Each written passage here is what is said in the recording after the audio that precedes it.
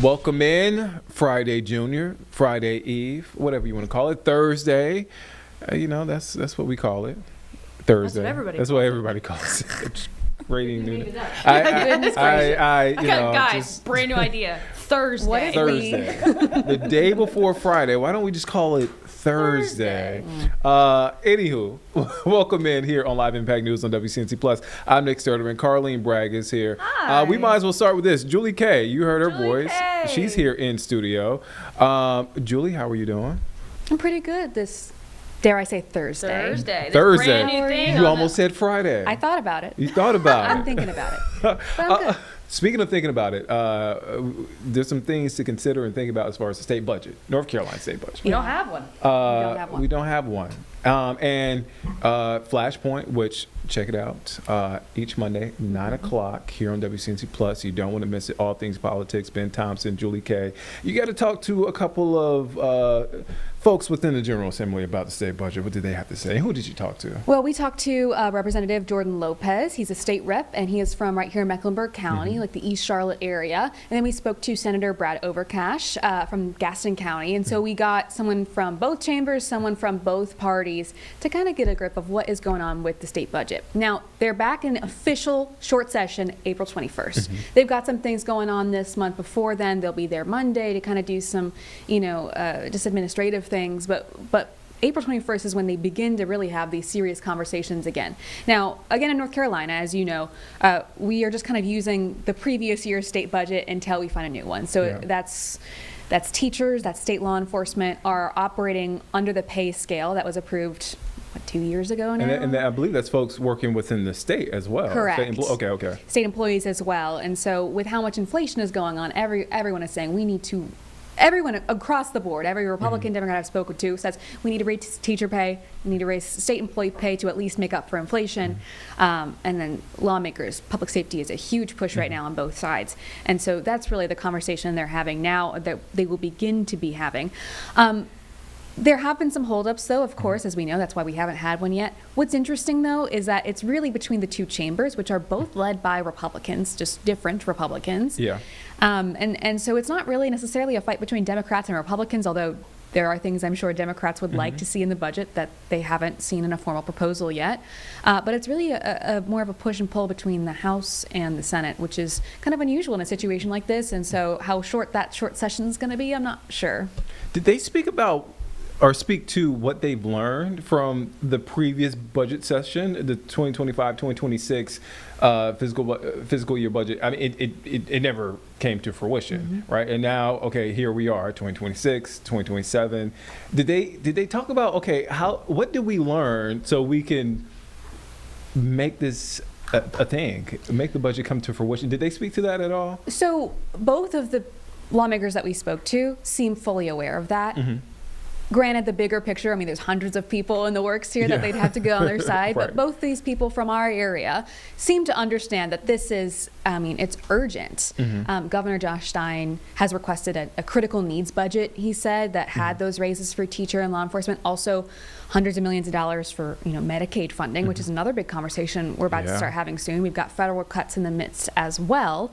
And so it seems that both of them understood this is urgent. Whether or not they'll be able to work across chambers and across parties, we'll see. They both also said, because I asked, how short do you think the short session is going to be? How soon do you think we can really have this conversation? Neither of them thought that was going to be super duper quick by any means. It's still going to take some time, especially because things have changed even in the last few months since they've been in session. Even if they got somewhat close, that budget's going to have to change from when they last spoke. Julie K breaking down everything there with the state budget. Again, Flashpoint this, well, I say this Monday. Well, this Monday coming up. This coming Monday. It's always confusing, especially with Thursdays and Fridays. Anyway, it's a brand new thing. Brand new They thing just on the keep, block they just keep throwing Thursday. new things at us. How am I supposed to catch up? Monday, 9 o'clock on WCNC Plus. But you are previewing this during our newscast. When can folks catch that? At 4:30, I'll have a preview of both those interviews, and like you said, the interviews will air in full on Monday. Again, you don't want to miss Flashpoint. 9 p.m. Mondays over here on WCNC Plus. Great work by you and Ben Thompson. Thank you. Julie K covering all things politics. I'm gonna have to get There's a shirt your printed. tagline. I'm gonna have to get a shirt printed. For sure. I Maybe would we'll love put a that shirt. on the lower third. All things politics, TM. Yeah. There you go. Julie K, thank you for joining us. Let's take a quick break. We'll be back here in just 2 minutes here on Live Impact News on WCNC Plus.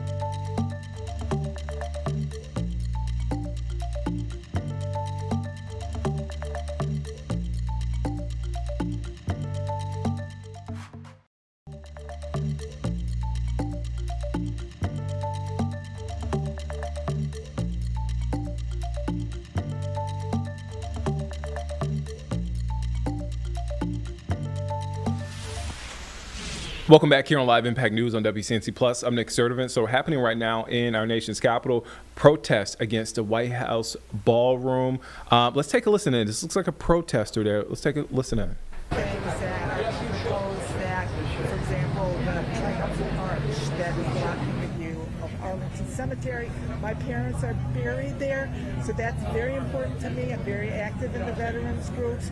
So there's a confluence of all these different groups who recognize the symbolism of the physical structures that are in DC and the DMV, the monuments, the memorials, the, you know, everything about even just the regular office buildings are really, really important to the history of this country. And the attacks on them and the flagrant violations of the process to review them, make sure they're safe for the public, number one, because that's what architects do, and just the historical preservation of our historical legacy, our built legacy is just really, really hitting a lot of different groups right at the heart. So all over the country too, apparently, because we got a lot of coverage. Yes, definitely. Thank you for your time. I appreciate it, Caroline. Yeah. Have a good rest of your day. No, it was great. Very well said.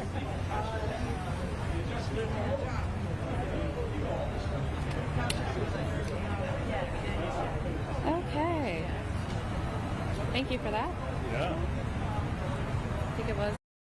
All right, so that is protest. You heard from one of the folks out there in our nation's capital protesting against the White House ballroom that is happening right now in D.C. Again, the D.C. Public Citizen hosting the protest outside of the National Capital Planning Commission in Washington, D.C. before their vote to approve or disapprove the East Wing Ballroom project at the White House. So you see the folks there. All right, let's stay in the realm of politics, and we want to go to last night's South Carolina GOP debate. And these are this was the first Republican debate in the 2026 South Carolina governor's race. Took place in Newberry, bringing several candidates together to discuss key issues that the state is facing. So again, we heard from those candidates for the first time. Now, we want to take you over there. This is not from the very beginning. I just want to give you guys a heads up, but it's joining the debate from last night in progress. Are we ready to go to that? Let's go to that now. Mine, issues like affordability, taxes, crime, quality education, and our conservative values. I stand here tonight as a husband, a father, a proven prosecutor, and a combat veteran, and the only person in the race for governor who has defended President Trump and his agenda in a court of law. And I look forward to defending and fighting for you as your governor. Thank you.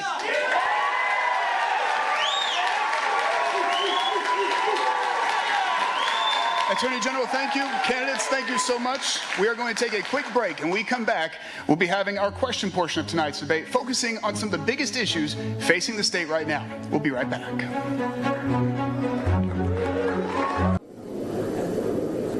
How do you plan to fix it if elected? Senator Kimbrell, you begin. You have 45 seconds. Affordability is the number one issue in reducing our tax burden, both income taxes and property taxes. When I first got elected in 2020 and took office in 2021, I introduced an income tax reduction plan that would get us to zero in 13 months. That resulted in a cooperative approach working with Senator Harvey Peter, the chairman of Finance Committee, to a $2 billion income tax cut that passed 2 years ago. This year, I was one of the major sponsors of a property tax reduction that would triple the homestead exemption to make sure nobody over time loses their house because they can't pay a property tax bill. I've also introduced legislation this year to bring down the cost of child care. Affordability is number one, growing our economy, and every state in this country that's grown rapidly, Texas, Florida, Tennessee, has done so without an income tax. I'm the only person on the stage to introduce that in the legislature of South Carolina. I will eliminate the income tax. Senator, thank you. Attorney General Alan Wilson, you have 45 seconds for the same question. As I've traveled this state, across the state of South Carolina over the last 10 months, I've met hundreds, thousands of South Carolina residents. I met a woman who was in her 40s, raising 2 kids, bought a house a couple of years ago. Now she can no longer afford to live in that house. she actually has to live in an apartment right now. The reason is because the cost of her property taxes have gone up so much. The cost of her utility rates, her energy expenses are gone too high. The insurance to cover that property has gone high. These are because the government has wrong policies, bad policies, or the government is not doing enough to bring down the cost of her property taxes, her utility bills, and other expenses. As governor, I will make affordability for families a #1 priority. Eliminating the income tax, reducing property taxes, and doging government to get fraud, waste, and abuse out to make it more affordable for families. That's what I will do as governor. Attorney General, thank you. Congressman Mace, what do you see as the single biggest issue facing the state right now? The single biggest issue as the #1 fastest growing state in the country right now by population is, of course, affordability and the cost of living. I'm the only candidate for governor on the stage tonight anywhere in the state that has a very detailed plan to eliminate the state income tax in just a handful of years by freezing the general fund at 2023 to 2024 levels, or $11.6 billion. Every dollar over that would be returned as a permanent tax cut. This year alone, with the excess in the general fund revenue, I could cut your taxes, your state income tax, by 47%. All of us up here believe in suspending the gas tax in a time of war as well. And the one thing I want to add too is we cannot allow data centers for consumers or South Carolina residents to pay for a single dime of energy costs for data centers that are coming up in the state of South Carolina. Too unaffordable. Congressman, thank you. Congressman Ralph Norman, same question. You have 45 seconds. The problem we have is, as I mentioned earlier, fraud, abuse, and corruption. Term limits is the only way to get some of these career politicians out. What are the main issues? We have neglected our roads and our bridges, which are falling apart. Our judicial system, and no one else up here is going to talk about it. The way we select judges is to let trial lawyers select them. It's letting referees, asking Clemson and Carolina to choose their own referees. It makes no sense. Our electrical grid, we're not ready for growth, folks. The fact that we're $9 billion in debt, Santee Cooper, we got to fix the basics before we can solve our other problems that we have in this state. Congressman, thank you. Candidates, thank you. Now we turn to our panelists, Judy Gasson with WIS. Candidates, thank you for being here. My question is on behalf of South Carolinians who are struggling to pay higher gas prices. I know many of you are aware of the fact that lawmakers recently proposed temporarily suspending South Carolina's gas tax, but Republican leadership blocked immediate consideration of that proposal. So the question is this: do you believe that was a mistake? And if you support a suspension, how would you implement it and cover the lost revenue? Attorney General, you begin. You have 45 seconds. Absolutely. I was actually the first person standing up here who actually called for the gas tax to be temporarily cut and suspended. I think it should be for 30 to 60 days. We have over $1 billion in the reserve fund to pay for this. All right, so that is the debate last night. South Carolina gubernatorial candidates from the Republican side. That's their first debate. They had it last night in Newberry. That's in the Columbia, South Carolina area. Columbia-ish, like as Carlene just pointed out. Let's come back here at home and let's take a quick break. We'll be back here in just 2 minutes here on Live Impact News on WCNC Plus.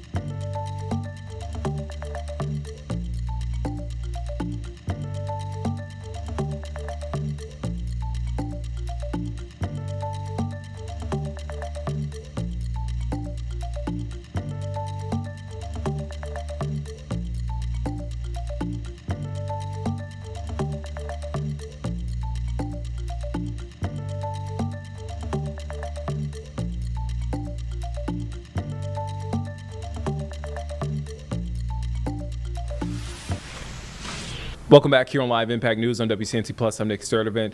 Let's head over to L.A., Los Angeles, California, where happening right now. FBI healthcare fraud press conference is underway. Let's take a listen in to what is being said.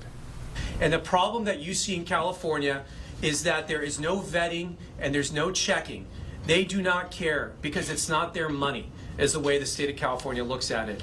And so in California, I call California the kingdom of fraud, and Gavin Newsom reigns over this kingdom here. You have hundreds of billions of dollars in fraud. If you look at the EDD fraud, the SNAP benefits fraud, the health hospice fraud, the homeless fraud that my office has done, one thing is in common: no vetting, no checking. Money goes out the door with no questions asked, no receipts, no checking up on them. In fact, and maybe Dr. Oz will talk about this, California's own auditor said they need to put better regulations in place so they can have oversight over the hospices. They were required by January 1st of this year to adopt emergency regulations cracking down on fraudulent hospices. That deadline was January 1st.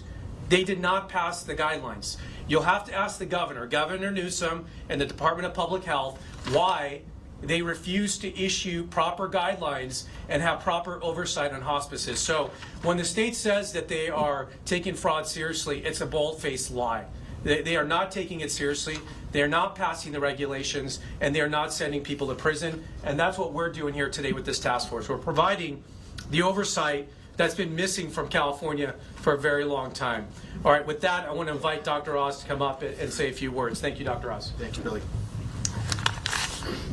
So I spent the morning together with a SWAT team that met at 5 a.m. and went after, in our case, the Gills at 6 a.m. with a carefully choreographed effort to shut down fraudsters who have been at it for an earliest recollection from law enforcement around 2018, indictments in 2022. And I want to applaud the U.S. Attorney, Billy Assaylan, the entire team here, Colin for leading this task force, because what you're witnessing right now is a seismic shift in how the Trump administration is going to change what was going on in the prior Biden administration. And we spoke to Vice President Vance this morning. There was a task force meeting. The first one was last week. As you all know, we had a press conference the day after the State of the Union when he was announced to be leading the task force to announce actions by CMS, which included deferring of payments to Minnesota and a nationwide moratorium on durable medical equipment. However, hospice in Southern California is an entire different level of fraud. And these law enforcement leaders and the brave men and women that I was able to witness this morning go after these criminals are doing God's work, and they're going to be able to do it more effectively because there's been a demand made by the president and the vice president that is an all-of-government effort. All of us have to talk to each other, which means CMS, which runs insurance, Medicare, Medicaid, CHIP, the ACA, Affordable Care Act, Obamacare, all the insurance public elements need to communicate very swiftly with law enforcement, with Treasury, with everybody else whose fingerprints might actually be helpful in figuring out the problems. Now, the accused criminals in this case, as Billy mentioned, are a doctor and a nurse. Shameful that licensed professionals will be involved in this. And we've talked about the monetary costs, and I will focus on those as well, but the human cost should not be forgotten. If you're willing to steal money from the American people, from patients, you're willing to sacrifice their health, and you're willing to give up their lives. And we have witnessed that with multiple individuals who have come forward now that they feel like it's safe to go up and stand up and be held for what they have witnessed in their lives. The affordability crisis that was highlighted by Colin is a real one. $100 billion minimum just in health care from Medicare and Medicaid is our estimate. The Medicare Trust Fund, the fund that will make sure Medicare is there for you if you're watching right now. All of you are working your tails off, hoping Medicare will be with you. We would double the life expectancy of the Medicare Trust Fund if we could cut out the fraud, waste, and abuse in Medicare alone. Working families across America would benefit from having more money to pay towards all the things that can sometimes plague your family, and your health is your most valuable thing. For, folks who are sick only want one thing in the world: to get their health back. And that's what we're going to give them by making sure the money is in the system to pay for them. California Hospice, to give you some hard numbers, 1,800 hospices in California. Is that the right number? When nationwide, we have just over 6,000 hospices. So why would almost 1/3 of all the hospices in the whole country be in Los Angeles County? I'm not talking about all of California, just right here. And the U.S. Attorney is absolutely right. That is, you should be incredulous. We are, and we're going after these folks. We believe half of them are fraudulent. Half of the 1,800 hospices should not be in business if we are able to identify the red flags, and that's what we're basing these numbers on. These are not random assumptions. World experts at CMS say if you've got 100% or near survival, certainly if you've got a survival over 50% for a population that's supposed to have passed in 6 months, you've got a problem. If you're clustered in the same buildings as other crooks, if you're sharing employee numbers and license numbers, if you've got a small number of people, less than 50 members, you do that because you can hide what's really going on when they're small because you don't have reporting obligations. J1 visa holders, there are lots of things going on in California that just are not rational, and we're going to take them out. These defendants that you heard about, there were 7 hospices. I want to pat them on the back. The entire first 4 years of really looking at this issue since 2021, when the report came out from the Auditor General here in California, the entire first 4 years, there were 4 hospices that were revoked. 4 hospices. 7 of them were, criminal charges today. So you see a dramatic and appropriate shift. There are other people involved that the U.S. Attorney is going after. Fariba Javarian, probably read about last night, had her billing privileges revoked by CMS yesterday. She had generated $127 million of billing. And for some reason, although everyone knew that there was a problem there, her 113 agencies that she worked with, 113 agencies, one doctor is working with, had billed over the last 3 years $127 million. CMS is going to suspend payments to stop money from leaving the U.S. That's our goal. We're going to review every single hospice in California to make sure that they're all appropriate, and we hope to do that expeditiously. We'll do it this year. And I'm going to make an announcement today, because I want to throw the gauntlet down for Governor Newsom. When asked about the hospice fraud in California, that again was in his own administration was involved in barking how bad our issue it was in 2021, he responds by saying that he's been responsible for taking out 280 of these hospices. In the 10 weeks since we first were together in front of you, in the 10 weeks we have taken out 221 hospices already. 221. We will surpass the governor's achievements in the first 4 years within the month, we believe.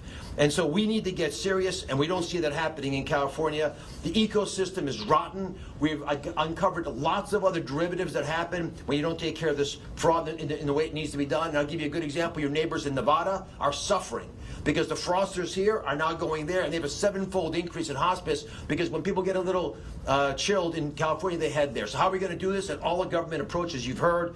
If you're defrauding Medicare, listen carefully, if you're defrauding Medicare, start running, because we are coming for you. Don't walk, run away. The folks that are on stage here and all over the country under the leadership of President Trump and Vice President Vance and his task force are not going to tolerate it. None of us can afford the luxury of being sloppy about this. And I want to highlight something that the U.S. Attorney Sandin just mentioned. That document that he showed you, that was a health and safety code in the state of California made in response to an Auditor General report that was supposed to be in effect on January 1st that would have helped to clean up the mess here. For some reason that I don't understand and no one has been able to explain to me, on December 19th, 11 days before it's supposed to take effect, it was withdrawn. I'd like someone in Sacramento to explain why that happened. Why is the state of California not willing to help deal with the theft of federal tax dollars? Because although we pay 2/3 of the bill, the taxpayers in California pay the other third. Why wouldn't you want to help? For Medicaid and for hospice, of course, it's all on our back. Doesn't make it any better. God bless you. Thanks for your work. Thank you, Dr. Ross. Thank you, Akil. Good morning. My name's Akil Davis. I'm the Assistant Director in charge of the FBI's Los Angeles Field Office. As you've heard already, early this morning, the FBI and many of our partners up here served a series of arrest warrants throughout the Southland, covering cities such as Covina, Anaheim, Glendale, Lakewood, and even as far away as Coeur d'Alene, Idaho, as part of Operation Never Say Die.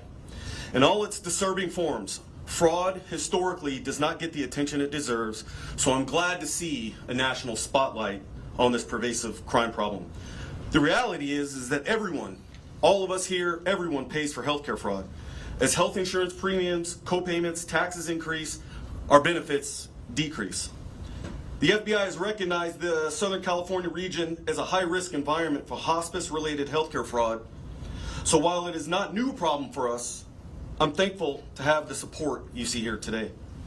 Many of these defendants, some who you've heard of already, are nurses as well as psychologists, not only violated the respective oaths they made, but stole money intended for people who are terminally ill. One defendant I want to highlight again, I know that you've heard of many of them. One I want to highlight, Nita Palma, convicted 3 times, is alleged to have brazenly operated 3 fraudulent hospice facilities while free on bond and awaiting trial in a separate fraud case. Many of the defendants used the proceeds for their mortgage payments, car payments, international travel, luxury items, or they sent money overseas. I'd like to thank our partners here today, HHS, OIG, the Department of Labor, IRS, and of course, United States Attorney's Office. If you are aware of anyone soliciting you or others to participate in healthcare fraud or being offered cash payments in order to use a name, address, and a false claim, please call your nearest FBI office. You can reach us at 1-800-CALL-FBI or tips.fbi.gov. Now I'd like to turn it over to SAC of HHS OIG, Rob Breeden.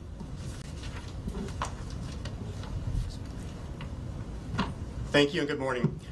Our investigators at HHS OIG and our analysts work tirelessly to expose wrongdoing and protect the Medicare program and its enrollees. I'd like to thank them for the service and recognize them for their efforts. I'd also like to thank CMS Administrator Dr. Oz for bringing national attention to this problem, and the U.S. Attorney's Office, Mr. Asili, for fully backing our efforts. As demonstrated today, we will continue working with our law enforcement partners to pursue aggressively anyone who unlawfully profits from federal health care programs. Thank you.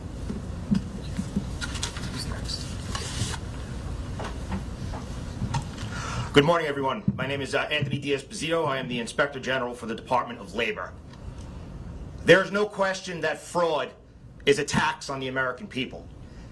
And I think one thing that hasn't been mentioned this morning is the fact that many of the law enforcement agencies up here, including inspectors general offices throughout the United States of America, have consistently investigated fraud. The difference today is that we have leaders. We have common sense leaders like our U.S. Attorney, like Colin McDonald, like Dr. Oz, like Vice President Vance and President Trump, who have clearly stated that no fraud is too small and that we will hunt, we will prosecute, and we will put those taking advantage of the American people behind bars. And there is no question that in places like here in California, in my home state of New York, in Minnesota and Illinois, failed leadership and broken or no guardrails has led to individuals taking advantage of these resources. One of the things you hear over and over again from our partners is the fact that these people have been convicted over and over again. It is a revolving door of justice. But now we have leaders who are willing to listen to law enforcement professionals, who want to prosecute these cases and want to hold people accountable. That's what the American people should want. It shouldn't be a Republican or Democrat issue. This is an American issue. And the fact that President Trump has made it very clear that the war on fraud is paramount should tell all Americans what he believes in. I want to thank everyone who participated today, and I especially want to thank the team from the Department of Labor Inspector General's office. They was out this morning in hunt of 2 perpetrators, arrested 1 who not only took advantage of health insurance resources, but also violated the trust and took money from labor unions for well over $10 million. A job well done to everyone here. And to everyone that is listening at home, remember, as everyone has said, if you are committing fraud, if you are taking advantage of the American people, sleep with one eye open, because we are investigating and we are coming for you. I think HSI is next. Good morning. My name is Dwayne Engelbrand. I'm a Deputy Special Agent in charge for HSI Los Angeles. And I'm here to talk about electronic benefit transfer benefits. All right, so we want to come on with a bit of breaking news that we have learned, and we are sifting through reports right now. And this is according to CNN. I want to read this from their website, according to CNN. So as it reads, President Donald Trump has ousted Pam Bondi as Attorney General. A source familiar with the matter told CNN. Now, she will be replaced for now by Deputy Attorney General Todd Blanche, the source said. Trump had in recent days talked to allies about the possibility of firing Bondi, and he talked with her personally about the possibility it would happen Wednesday, according to sources. In the conversation, which one source described as, quote, tough, Trump indicated Bondi was no longer for her role, not long for her role, and he would be replacing her in the near future, according to sources. So again, this is reporting from CNN. We are getting this information literally in real time. Again, I want to get back to the top of this article. It says President Trump has ousted Pam Bondi as Attorney General, and that's according to a source familiar with CNN. Let's take you now to an NBC special report on the latest. Good day. We are coming on the air with breaking news. President Trump has apparently fired his Attorney General, Pam Bondi, according to a senior administration official and a source familiar with the matter. This comes after NBC News learned that the president has grown frustrated with his Attorney General in recent days, according to multiple sources. I want to get right to our team covering all of it. Our Chief Justice and National Affairs correspondent Kelly O'Donnell is joining us. We've also got our White House correspondent Monica Alba as well. Kelly, let me start with you. This is not altogether surprising, considering the reporting from NBC that the president was frustrated with Bondi's performance leading the Department of Justice. And we've often seen the president let some of his intentions, feelings, concerns bubble out publicly as one measure of how he makes these decisions. For Pam Bondi, this is a blow because she has been a very loyal sort of friend and ally of the president for a long time, going back to Florida, assisting in the first Trump term. And this, in many ways, comes down to a representation of the frustration that President Trump has, that his vision for how he could exact retribution against political rivals and those who had, in his perception, done him wrong at some past point, to be brought to justice. That has not happened, even though this Department of Justice under Pam Bondi has attempted to do so in a number of areas where we've seen the failed attempts to prosecute James Comey or Letitia James. Then there's the broader issue of the Epstein files. There was a moment where Pam Bondi, who in the journey of her time as Attorney General has been both loyal but has also committed some self-inflicted errors. She talked about having the so-called Epstein list on her desk, and that never materialized. She had led people to believe there would be more coming on Epstein, and then initially last summer, the Department of Justice said the files would be closed, there was no action to be taken, and that triggered a groundswell that was a broader political coalition than you might expect, certainly those in the MAGA community and then those who were very supportive of the survivor community around Epstein. Hallie, you've talked to a number of those survivors, and there was a political engine that developed around them, bringing it to a point where Congress required the Department of Justice to produce those files. They have done so, but only in a limited way. It has not been the full set of files. So Pam Bondi has not been able to insulate the president from some of the criticism related to the Epstein ordeal. She has not been able to deliver on some of his desired prosecutions, and that frustration has apparently bubbled up. All the ways in which she has been loyal were certainly put in a back seat, and she was in the seat with him yesterday, going in the beast, as it's known, the presidential limousine, to the Supreme Court to listen to one of the key ideas of his time in office, which is birthright citizenship that he wants to challenge. Apparently, she was unable to save herself in those personal, direct moments with the president. She attended his speech last night in the White House. So personal relationships only go so far. Loyalty is sometimes only one way when we observe Donald Trump. And Pam Bondi, Attorney General of the United States, is out. Hallie? As we're looking at some of these images, Kelly, that video of the apparently now former Attorney General being seen with President Trump as he visited the Supreme Court yesterday. Let me bring in Monica Alba now. So the question is, who takes her place? This is an incredibly prominent cabinet position. It's critically important to the functioning of the Trump administration. It is a department that the president has a personal interest in and has taken an interest in. We know that the Deputy Attorney General, Todd Blanche, has been somebody who has been vocal, who has been prominent on the airwaves. There's also some reporting that we have from sources that former Republican Congressman Lee Zeldin may also be in the mix.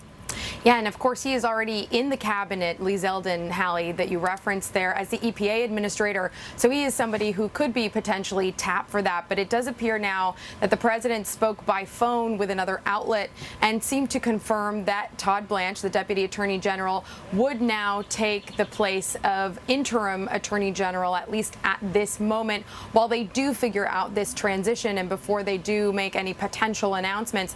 It is typical for the President of the United States to be the one that usually shares some of this information on Truth Social or in some kind of an appearance or announcement, but he has yet to do that. But as Kelly just pointed out, Pam Bondi has been a ubiquitous figure in this White House. She has attended many of the events. She has traveled with the president quite frequently. She's been at his side more than, of course, any other attorney general in recent memory. When you think about the sort of separation between the head of the Department of Justice and a White House and that wall that goes between the two, that is something that was essentially erased in this administration. And the president had Pam Bondi at his side all of the time. And there was a message posted some months ago in which he seemed to and appeared to post what was meant to be a private message that started with the word Pam : and had a directive about actions that he wanted to see her take on when it came to potential indictments for people that he wanted to see happen in a faster way with more of an urgency to it, directing her essentially to really treat that as a top priority. So we know that that frustration had been bubbling since then, and the White House hadn't confirmed that that was something that the president meant to make public, but he did, and we later were able to confirm and report that that was exactly the case. And the president hasn't been shy about that. He has said publicly that he would like to see more cases go forward, and he has expressed that mounting frustration when he feels that that hasn't happened in certain particular cases. So this was a situation in which the president really has resisted a lot of high turnover in his cabinet. Of course, some weeks ago, we did see the DHS secretary, former Secretary Kristi Noem, fired from her position before former senator, now the new DHS Secretary Mark Wayne Mullen, was put into place. And that had been the first actual cabinet secretary that was ousted and then replaced. So Pam Bondi will be the second in a very critical role here, as she has been involved in many of the very urgent matters and situations that the president has been dealing with, from everything on national security to, again, some of these more local and domestic investigations that he wanted her to pursue. And Monica, as you were delivering that report to us, one of our colleagues, Gabe Gutierrez, is reporting that according to a source familiar with the decision, it's Todd Blanche who will step into place as the acting attorney general for now. Again, not unexpected. We will see if that holds potentially for Blanche as a permanent position. Monica Alba, thank you. Kelly O'Donnell, our thanks to you as well. That does it for now for our NBC News special report, but we've got much more ahead on our streaming channel, NBC News Now, online at NBCnews.com, and then more, of course, later tonight on Nightly. I'm Hallie Jackson. Thanks for watching. Talk soon. All right, that was that special report there from NBC News. We'll have more from this breaking news. Again, Attorney General Pam Bondi ousted by President Donald Trump. Todd Blanche, Deputy Attorney General, will now become acting Attorney General. Let's take a quick break. We'll be back here in just 2 minutes here on Live Impact News on WCNC Plus.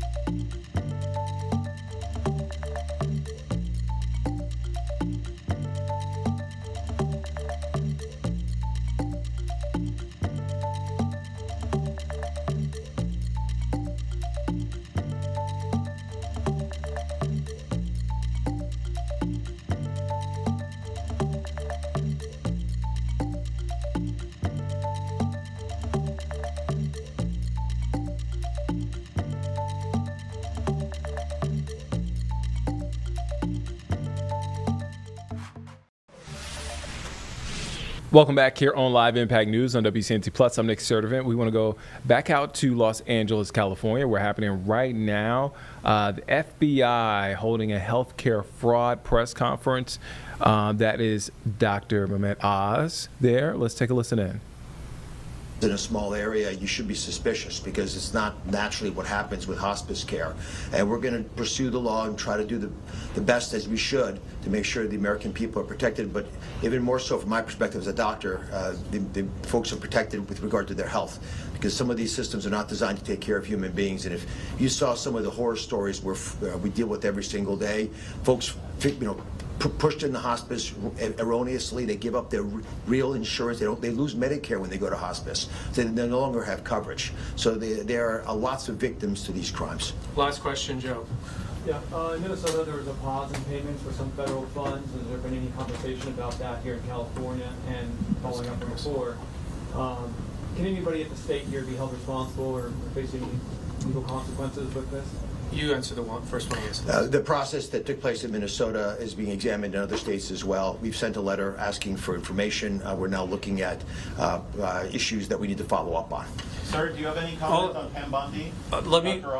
Let me just answer Joe's question real quick about holding people in the state responsible. Nobody's above the law. If we find evidence in our investigation that anyone within the state system was facilitating the fraud or otherwise benefited personally from the fraud, you bet you they will be arrested and charged by this administration, without a doubt. Now, a lot of what you're seeing, though, is just flat out malpractice, malfeasance. It's malpractice. The state just doesn't want to do anything about the fraud. But we'll work these cases up. We start with folks at the bottom level of the fraud, and you know what? They're facing a lot of time. They may want to cooperate. That's how these things work sometimes, and that's when we'll learn about potential insiders. But that does take time, and again, no one was looking at this until we all got here. So with that, thank you guys very much. All right, thank you. The press release is out. If you need a copy of it, we're trying to make the charging documents so I can give you those.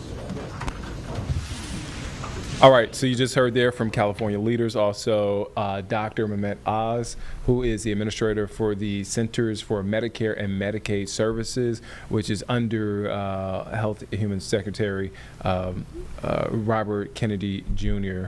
All right, let's take a quick break. We'll be back here in just 2 minutes here on Live Impact News on WCNC Plus.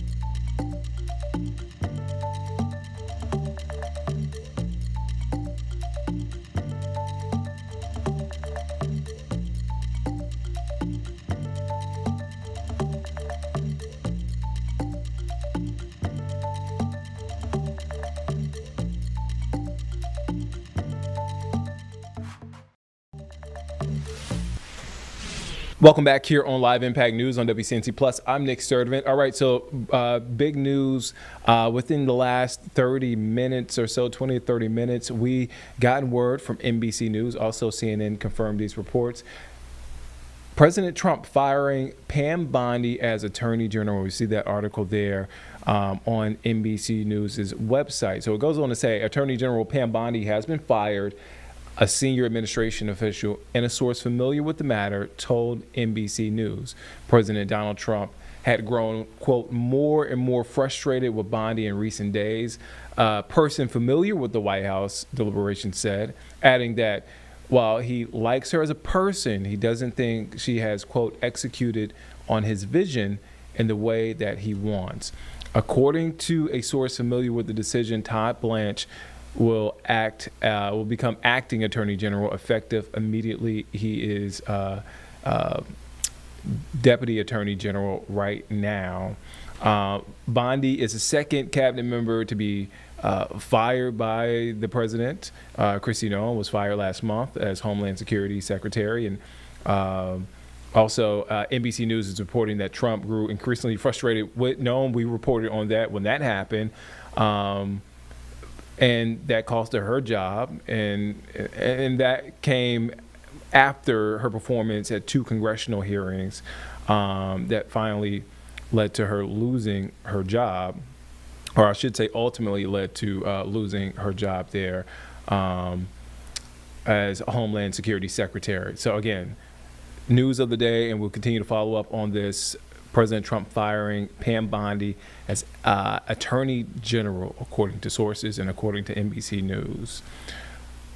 All right, let's shift gears now. Where do we want to go, Carlene? This is the White House Ballroom Planning Commission. We finally have audio on the shot. Okay, White House Ballroom Planning Commission is meeting right now, just to kind of catch you up. The National Capital Planning Commission will deliberate and vote on the East Wing modernization project and plans for the White House Commander Stadium. So they have some things they need to sort out there. Let's take you there now. And it is virtual. I just want to give you a heads up. It is virtual.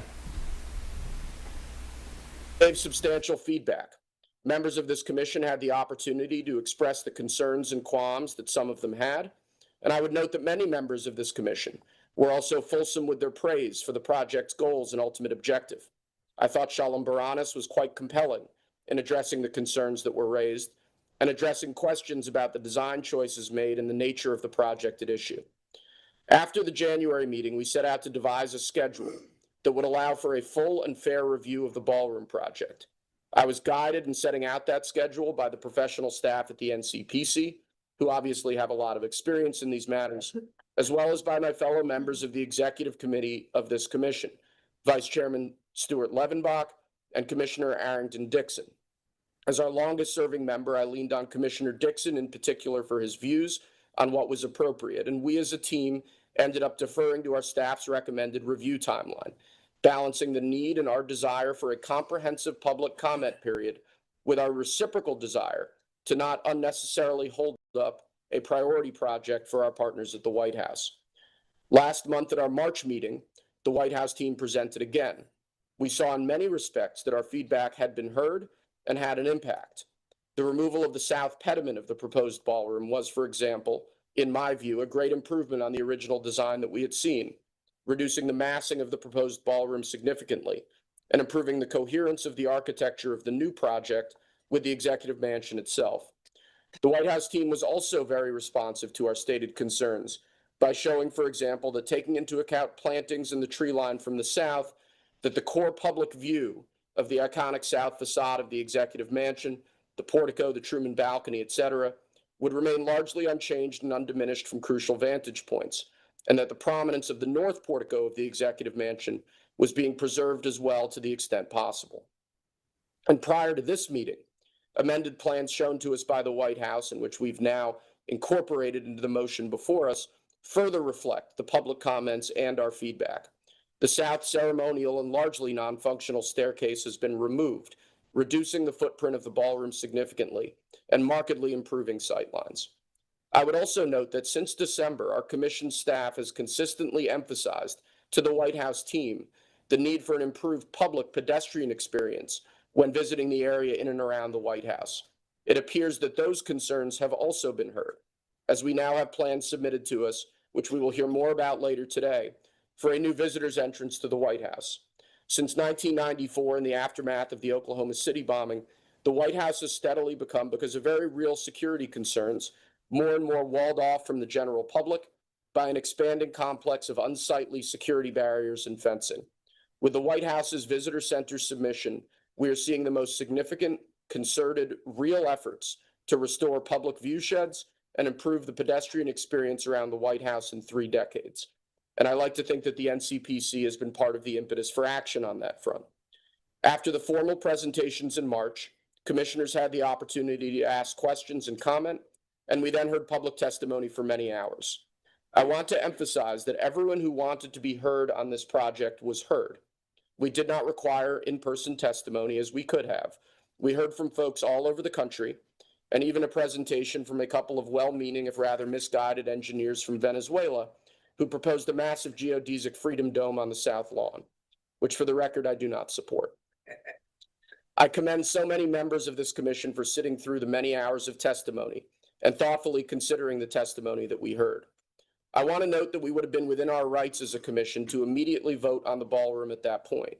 Indeed, we had a seconded motion on the floor at that time. Instead, we held that motion over to give us more time to properly consider the matter before us in light of the testimony and the materials that we had before us. I have now personally read every single comment submitted to this commission. That has not been a simple or a quick task, but as chairman, I thought it was my duty. I heard every minute of public testimony on this project. I've reviewed our staff's recommendations, and I've reviewed the project materials submitted to us at great length. I should note that many of the negative comments that were submitted to us during this process were frankly unresponsive. They dealt with issues beyond the scope of this commission, the private funding of the ballroom, for instance, or interior decorations, or the demolition process, or were simply opinions on the president himself. Considering issues of this sort is not within our mandate. We are not some sort of free-ranging ballroom justice commission. A great many of the negative comments we received were also copies or variations on a number of what I found to be unhelpful form letters circulated by groups that oppose the ballroom. While I always commend members of the public for engaging with civic processes, I would have preferred to hear unvarnished views as opposed to picked over uninformed language repeated hundreds or thousands of times. I took much more seriously the number of serious architectural critiques that we received. Some were from noted architects, others from simply interested members of the public who took the time to send us their thoughts and comments. And to those members of the public, I thank you, and I want to assure you that I considered your views before coming to my decision today. Today, I will be voting in favor of this project, and I want to explain why. In doing so, I hope my fellow commissioners will indulge me, I think it would be instructive to discuss the actual architectural history of the White House and the White House complex in order to properly contextualize the project that we have before us. And in doing so, I believe that I will address many of the public and architectural concerns that we've received during this process. In 1792, President George Washington and then Secretary of State Thomas Jefferson launched a design competition to design what was then called the President's House. The submission that won out was that of James Hoban. It was inspired, many say, by Leinster House in Dublin, one of the greatest examples of 18th century Georgian architecture in Ireland, with Palladian elements particularly prominent. Design and construction did not end with Hoban, though, by a very long shot. And indeed, if you look at the White House today, it bears very little resemblance to the original Hoban design. Jefferson, who had criticized the White House previously as big enough for, quote, 2 emperors, 1 pope, and the Grand Lama in the bargain, on taking office actually quickly saw a need for expansion. He added colonnades to house various service spaces that would otherwise have been in outbuildings, significantly expanding the original footprint of the White House. Shortly thereafter, of course, the building was substantially burned to the ground by the British during the War of 1812, for which I've still not forgiven them, requiring total reconstruction. And the building that was rebuilt thereafter quickly departed from the relatively simple original Hoban design. James Monroe added the south portico. Andrew Jackson, very controversially, as I alluded to before, added the north portico in 1830. These 2 imposing classical design elements were roundly criticized for their cost and extravagance in their day, but are now perhaps the defining architectural features of the White House. Sprouting up next to the White House, of course, a short while later was the imposing edifice of the Treasury Building. Growing from a relatively small classical structure begun in 1836 to the massive four wings that it encompasses today by 1869, the Treasury grew to dwarf in footprint and massing the White House that it sat beside. During the same time period, the continued viability of the White House as the presidential residence and seat of government was repeatedly called into question for many reasons, but including the fact that it just simply wasn't big enough.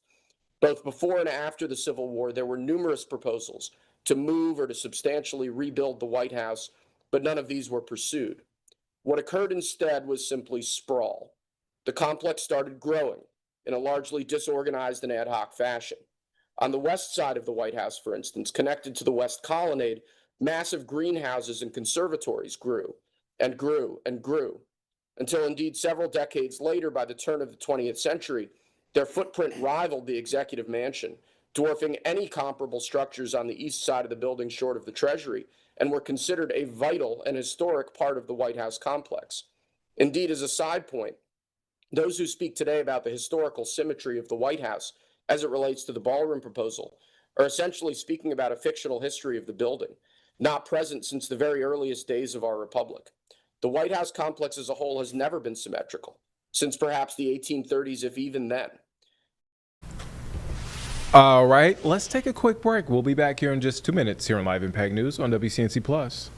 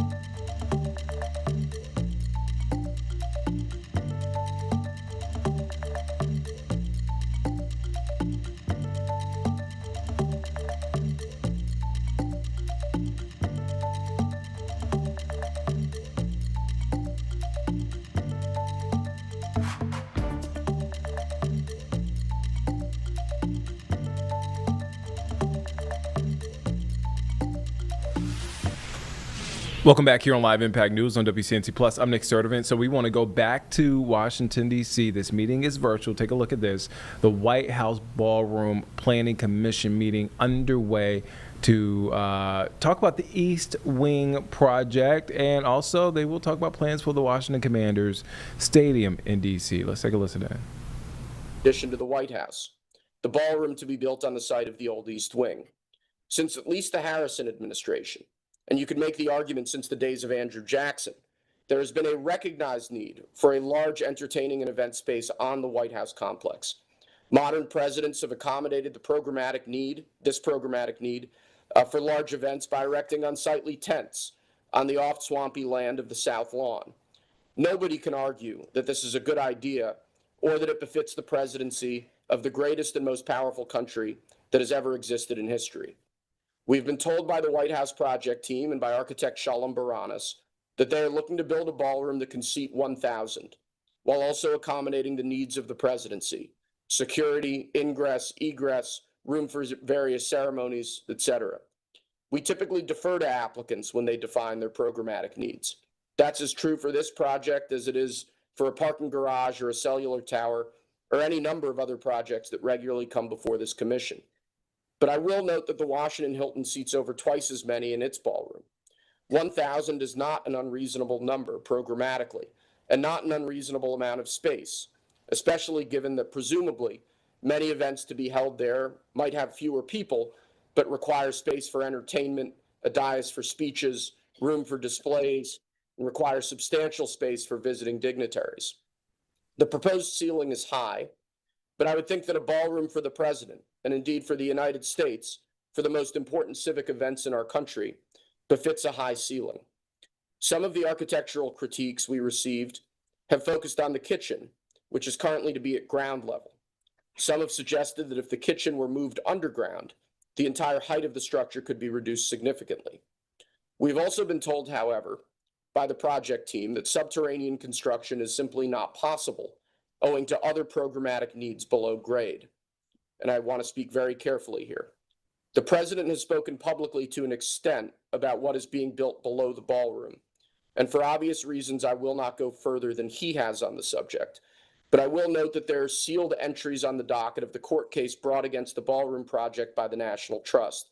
And I think it is therefore safe for the public and for this commission to assume that these subterranean programmatic needs are serious and unmovable, and as noted in public docket entries related to national security.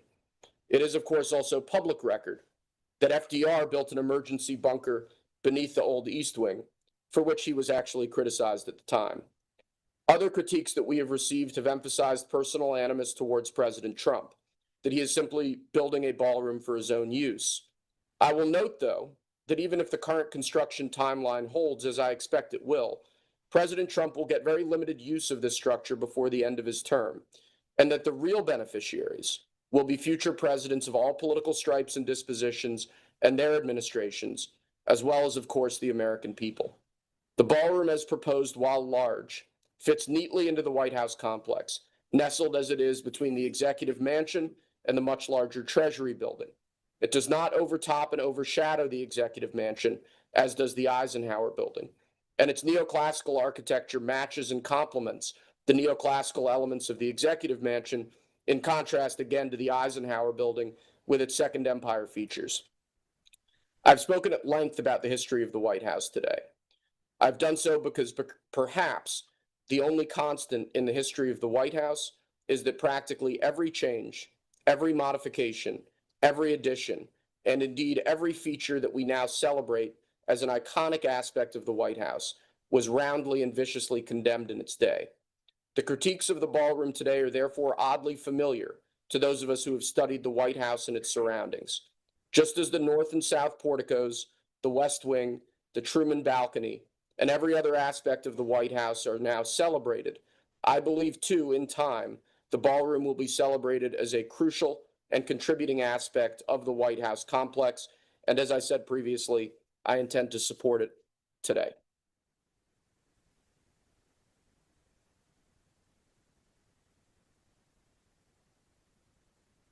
Commissioner Blair. Thank you, Chairman. Well, how can I follow that? Now have a good history of the White House. I would just say, obviously, I think the team has worked very hard to make this a good and beautiful structure. I agree that the president will get very limited use. I think it's worth noting that the architect of this structure, who I think is here with us today, is a renowned architect that has contributed a lot to the city and region and has won countless awards for his work. I think his firm has received 250 or so awards over its 4 decades based on my research. And he can correct me if I'm wrong, it's probably more, including some of the most prestigious awards in architecture. He was one of the youngest fellows of the American Institute of Architects ever admitted, which is a standout of his record. And I won't go through all of the buildings in the area that they have participated in, but all of the top level awards you can win in architecture, pretty much he's won and his firm has won. And I think to treat this project as different or somehow not from the same lineage of art and artistic design, simply because there are some people who I think for clearly political reasons don't like the project, is a shame. And I think it is an unfair besmirching of the architect. Further, the president, who obviously has had a hand in this design, is a builder himself. And he too has won numerous architecture designs and architecture awards for buildings he has built over the years, as well as hospitality awards and many others. So I think that's worth noting because the purpose of the ballroom really bled.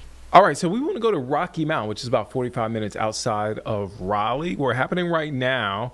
We're expected to hear from Secretary of Energy Chris Wright, who will deliver remarks at a Hitachi energy facility. Again, this is near Raleigh. This is actually in Rocky Mount. And he will also go on to visit an energy and utility trade school there at, I believe this is at Nash Community College. Let's take a listen in. It is a pleasure to welcome you all here today.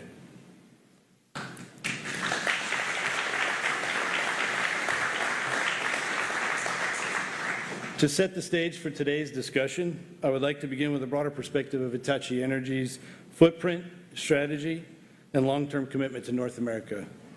It is my honor to welcome our first guest to the stage, Anthony Allard, Executive Vice President, Chief Marketing and Sales Officer, and Head of Americas Region.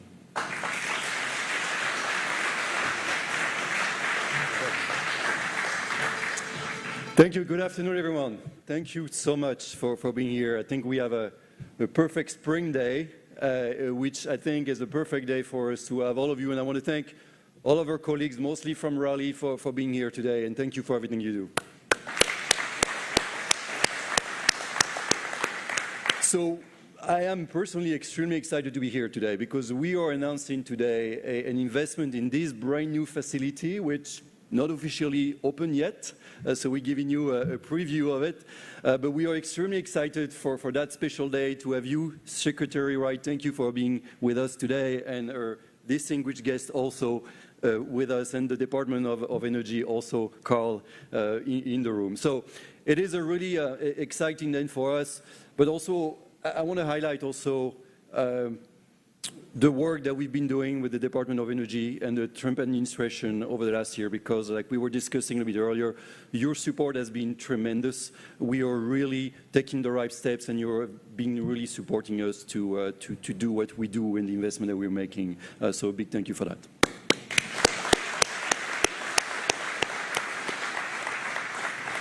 And it is very special for us to host you here in Raleigh, because Raleigh has been our headquarters now since the 90s. The headquarters of Hitachi Energy for North America is based on the NC State campus. So we have very, very deep roots here in North Carolina. So that makes it very special for us.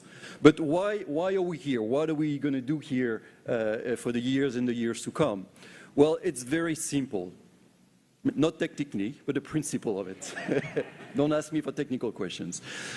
We all know right now that the world, and in particular the United States, is seeing a huge growth in consumption of electricity. And more countries, industries, and data centers are relying on electricity in order to be able to deliver economic value and safety. But without a grid which is bigger, that is able to push more electrons, without a grid that is reliable, without a grid that is cyber secure, it's not going to work. So this is exactly the focus of this facility. The 150 engineers who will be working from this facility will do just that. The technology that will be designed here, the system which will be assembled behind you, and tested here have a couple of purposes. The first one is to push more electrons through the existing infrastructure. Mr. Secretary, we know that building more infrastructure is difficult, so we need to push more and use more, do more out of the infrastructure that we have. So this is one of the focus of that technology, to push more electrons through the existing grid. The second part of it also is we need to make sure that the grid is reliable, and that Urban was mentioning earlier in the back here, explaining the technology. This technology is one of the key technology to ensure the reliability and the resiliency of the grid. And finally, the third element that we will see, and we gave you a sneak peek, is also the cybersecurity. We will have here also, and already working as we speak, a number of cybersecurity experts, also to make sure that those technologies are cyber secure. So this is why we are so excited about this center, and in particular this center to be in North Carolina, which is the heart of our company in North America. But I would say, just to finish, this is just one part of the investment that we are making in the United States. We announced in September of last year that we will be investing in $1 billion in the United States to expand all of our manufacturing sites, to hire more engineers, to continue to push the limits on R&D here in the United States. And since then, we also announced that we have invested in a company called Shermco in the US, which is one of the leading service company in the United States. So we are here to stay, and we're here to invest, because we believe that energy is the foundation of modern life and prosperity. We need to remove together as an industry, and we want to be part of it, we need to remove the bottleneck on the grid in order to deliver affordable, reliable, and secure grid, in order to make sure that we power our data center and keep the competitiveness of the United States and a reliable country for the decades to come. Thank you.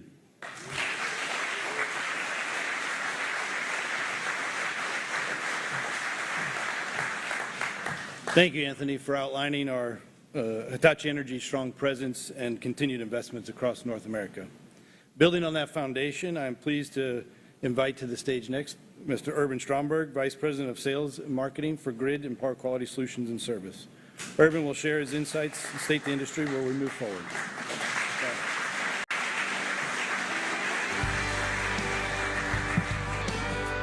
Secretary Wright, Colonel Buckhout, Chairman of Watley, and the whole Hitachi Energy team, thank you for being here.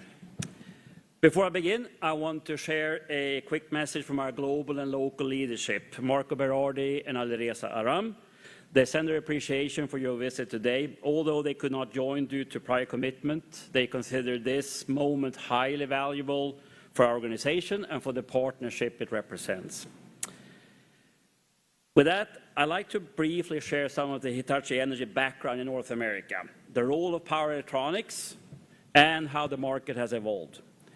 With more than my 30 years with Hitachi Energy and its legacy companies, I have watched our industry transform. In the 1990s, power electronics supported the AC network to improve grid reliability and flexibility. By the early 2000s, the demand grew, but scale remained limited. At that time, the ambition was there, but the energy landscape was not ready. We were only 10 people at the time. Today, we've entered a new electricity era. The landscape has changed dramatically. Existing drivers have intensified, and new ones, industrial electrification, new energy sources, conventional and AI data centers. They are all reshaping the grid. Every day brings challenges: rising energy demand, grid resiliency, system stability, cybersecurity, supply chain pressures, and a shortage of specialized talent. Power electronics and cybersecurity are now central to addressing all these needs. This is why we're investing significantly, not only in facilities, but in people, expertise, and closer proximity to our customers. As Anthony mentioned, this expansion increases our capacity, and equally important, allows us to engineer, test, deliver, and train within this region and this time zone, responding faster, which our customers need at this time. This center brings real value to the region, highly skilled jobs, enhanced operational capabilities, and quicker support. As a technology provider and a system integrator, we take pride in being the partner of choice in North America. This investment reflects our long-term commitment, not just expanding output, but anchoring global expertise here, not in Europe, here. We're also advancing toward integrated end-to-end system solutions that combine our core technologies and strengthen our presence in the fast-growing segments such as data centers, industry, and transportation, while adapting our business models to most evolving customer needs. What you see today demonstrates our commitment to strengthening North America grid, localizing engineering, building domestic capabilities, and support manufacturing with the speed this market demands. None of this is possible, though, without the people. Their dedication and passion, especially at moments like this, turn strategy into reality and make milestones like today possible. Looking ahead, leadership in this energy supercycle will depend not on ambition alone, but on how effectively ideas, investments, partnerships, and policies translate into deployable, scalable infrastructure. Hitachi Energy is committed to being ready and to work closely with partners, investors, and government to ensure readiness keeps pace with unprecedented energy demand. Thank you.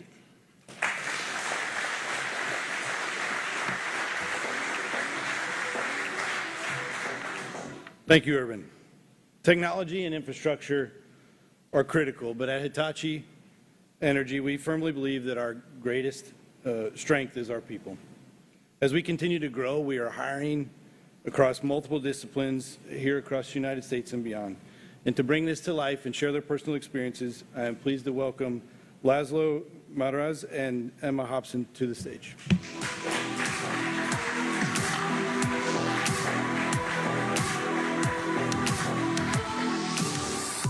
Hey, everybody. Thank you, Secretary Wright, for coming, and the Department of Energy. We really appreciate having you guys here. And thank you, Hitachi, for coming out to represent us. I'm here with my colleague, Emma, today, and we want to run you through or highlight our experience in our recent graduate programs within Hitachi. So I've been with the company for about 2 years now. I just finished up my high voltage rotational program in Mount Pleasant, Pennsylvania. And before that, I grew up in Pennsylvania and went to school at Penn State University. And I first heard about Hitachi in one of the Penn State career fairs. So coming into the company, I did 4 rotations throughout the high voltage business unit. I started in quality and then went to supply chain, marketing, and project management. And coming from an economics background, it was intimidating, and it was something I wasn't used to, getting experience in a manufacturing role and getting experience with operations. But I'm really glad I did. And I think coming out of the program, I really have a strong foundation of the business. I was able to step out of my comfort zone, and I was given the mentorship that I really need to excel in my career. And the next step in my career is I just started in early 2026 as a financial analyst for corporate functions within Hitachi. And I'm really confident in all of the young professionals that we have here within Hitachi. I mean, I work with you guys all the time, and I really think the future of Hitachi is in good hands with the early career people we're bringing in. So thank you. I want to introduce my colleague Emma now.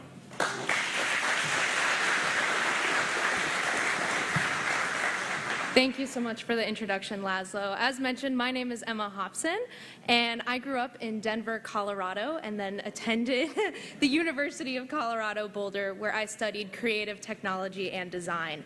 Exiting college, I really didn't know exactly what I wanted to do with my career, but at one of the career fairs, I met our program coordinator for the Power Plus program, and she explained to me this amazing program that's 18 months, and you get to try 3 6-month rotations across business units, corporate functions, and geographies. Of course, that sounded amazing, so I applied, and here I am today. My first rotation was here in Raleigh, North Carolina, in grid integration, helping build substations across the United States.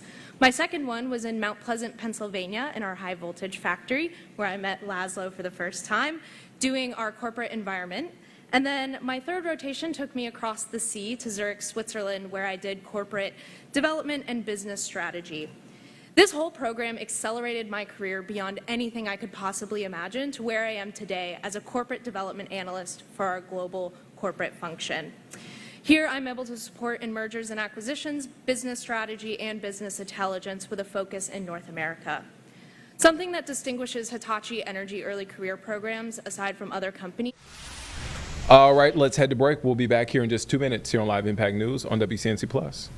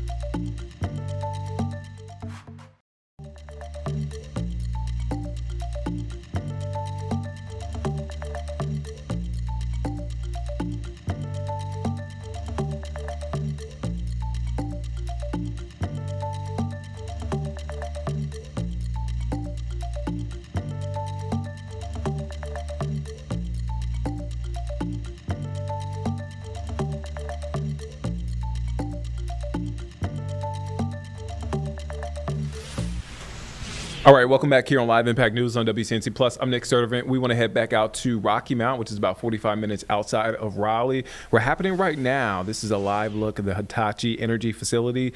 We're expected to hear from Secretary of Energy. From there, they will go and tour Nash Community College there in Rocky Mount. I say Rocky Mount, but technically the school is in Nashville. But let's take a listen into what's being said. Thank you, Colonel Buckout. And again, thank you for your service. Next, we'll hear from Michael Watley, former chairman of the Republican National Committee and with North Carolina roots and a proud graduate of UNC Charlotte and Wake Forest University.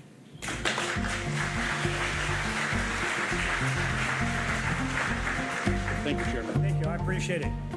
You know, one of the things that is truly remarkable about what we're experiencing here in North Carolina is the growth that we are seeing, not just in population. We're up 30% in our population since 2020, over the last 25 years. We've also seen a similar growth in terms of small business development here, in terms of manufacturing here, right? All of that has happened while we have been relatively stable in terms of our reliance on electricity, and electricity demand has held fairly constant. So we've not seen necessarily the investments in new electricity generation and distribution that we're going to need over the upcoming decades as we see. Electricity demand now is popping. It's not just popping across the country, it's popping here in North Carolina. We're not just measuring new demand loads in terms of megawatts, it's gigawatts. Are we going to have 5 gigawatts or 6 gigawatts or 10 gigawatts of new electricity demand that's going to be developed here in North Carolina over the next 10 years, next 10, 15, 20 years? What is that going to look like? And the questions that we need to be asking ourselves are finally being asked by President Trump, Secretary Wright, and the Trump administration. What is our new electricity generation portfolio going to look like? We need natural gas. We need to be able to develop it. We need to be able to get it down here. That's why we need pipeline capacity. We need development capacity. We need new natural gas facilities that are going to be brought online. We also need small modular reactors. GE and Hitachi are doing groundbreaking work down in Wilmington, and they're making sure that the small modular reactors that they're developing are going to be the first ones built in the Western Hemisphere. We need to make sure that we have transmission that is going to get electricity from all of these new facilities to all of the demand centers. That's where we see what Hitachi is doing here in Raleigh and Cary is so tremendously important. It's affordable, it's reliable, it's secure electricity that is going to be necessary for us to power the future. What we cannot have is a political force on the left that is going to say every single time we want to develop new facilities, new transmission abilities, or new policies to say no, no, no, no, no. The fact is we have to find a way to yes. Otherwise, this great economy here in North Carolina is not going to be able to develop the way that we are seeing it develop. We have tax policies and infrastructure investments that we've seen since 2010 here in North Carolina that have allowed us to be the most business-friendly and family-friendly state in the entire country. People want to come here, but they can't come here if they can't get affordable, reliable energy.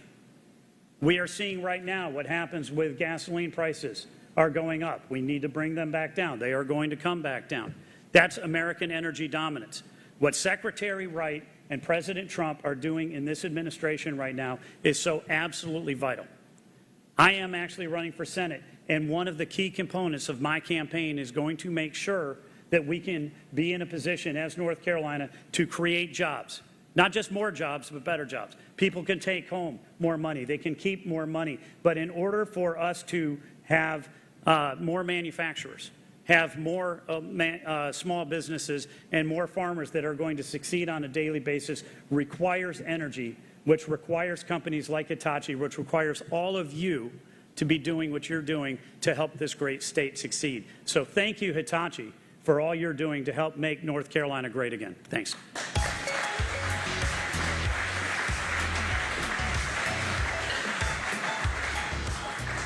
Thank you, Chairman Watley. We're clearly part of a much larger and interconnected energy ecosystem. That includes investors, developers, construction partners, utilities, and government leaders. With that in mind, it is now my great honor to welcome a key partner in that ecosystem. Ladies and gentlemen, please join me in welcoming U.S. Secretary of Energy, Chris Wright.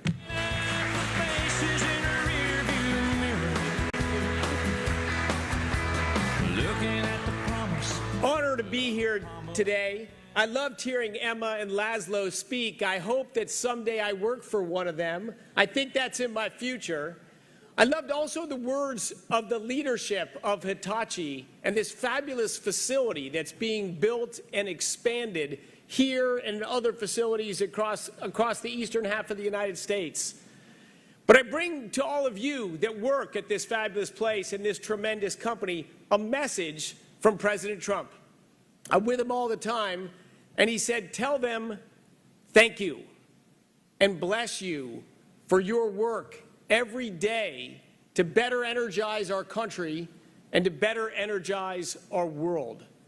Because energy is life. The absence of energy is despair, poverty, and ultimately death. This is historical. I look up at these beautiful flags starting from the dates of the start of our Revolutionary War. At that time, when America and this country started, life expectancy at birth across the globe was 30 years. All right, let's come back home. Let's come back here in studio. We have a special guest, and we have a special program that we need to talk about. So West Charlotte High School will gain a new learning center next school year.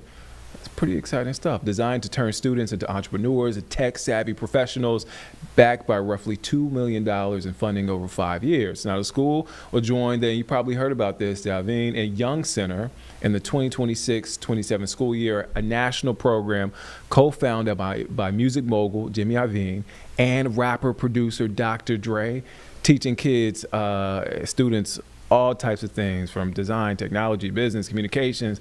A really hands-on program, really cool from what I read. We have West Charlotte High School's principal, Paula Cook, here in studio. How are you doing? I'm doing well, thank you. We talked about this earlier. I was like, do the kids even know who Dr. Dre is? They know. If they don't know anything else, they know about those beats. I know that's right. I'm like, man. All right, let's talk about this. When did you guys find out that you were a part of this program? And the excitement level, give me a range, 1 to 10, when you found out about it. So when we found out, it was definitely a 10. Definitely a 10. We were introduced to the opportunity just through an email from the program inviting us to apply. And so I got the email. As principals, we receive a lot of emails about, we've got this wonderful program. So a lot of them, we don't really know what it's about. But this one, for some reason, just caught my eye. We had just started a program in the school we got involved with the CMS Foundation, and they partnered. So we were able to become part of their cohort to where they were helping us with a program that we launched this year. It was called Bridges to Leadership, Lions Beyond the Den. So when I read the information about this program, I said, oh, these seems like they might marry well. So I forwarded the information to one of my APs. She got on the phone with them, had like that initial meeting, and she was like, I think this might be for us. So we got together, we had a conversation with the director of the program, and so he told us like what we would have to do to apply. And so we, from the beginning, were like, oh, we are the West Charlotte High School. We know we've got this. So we submitted our application. We invited him to Charlotte from LA. And he flew out, and we put the razzle-dazzle on him put at that West Charlotte High School. We put the West Charlotte razzle-dazzle on him. And the rest, as they say, is history.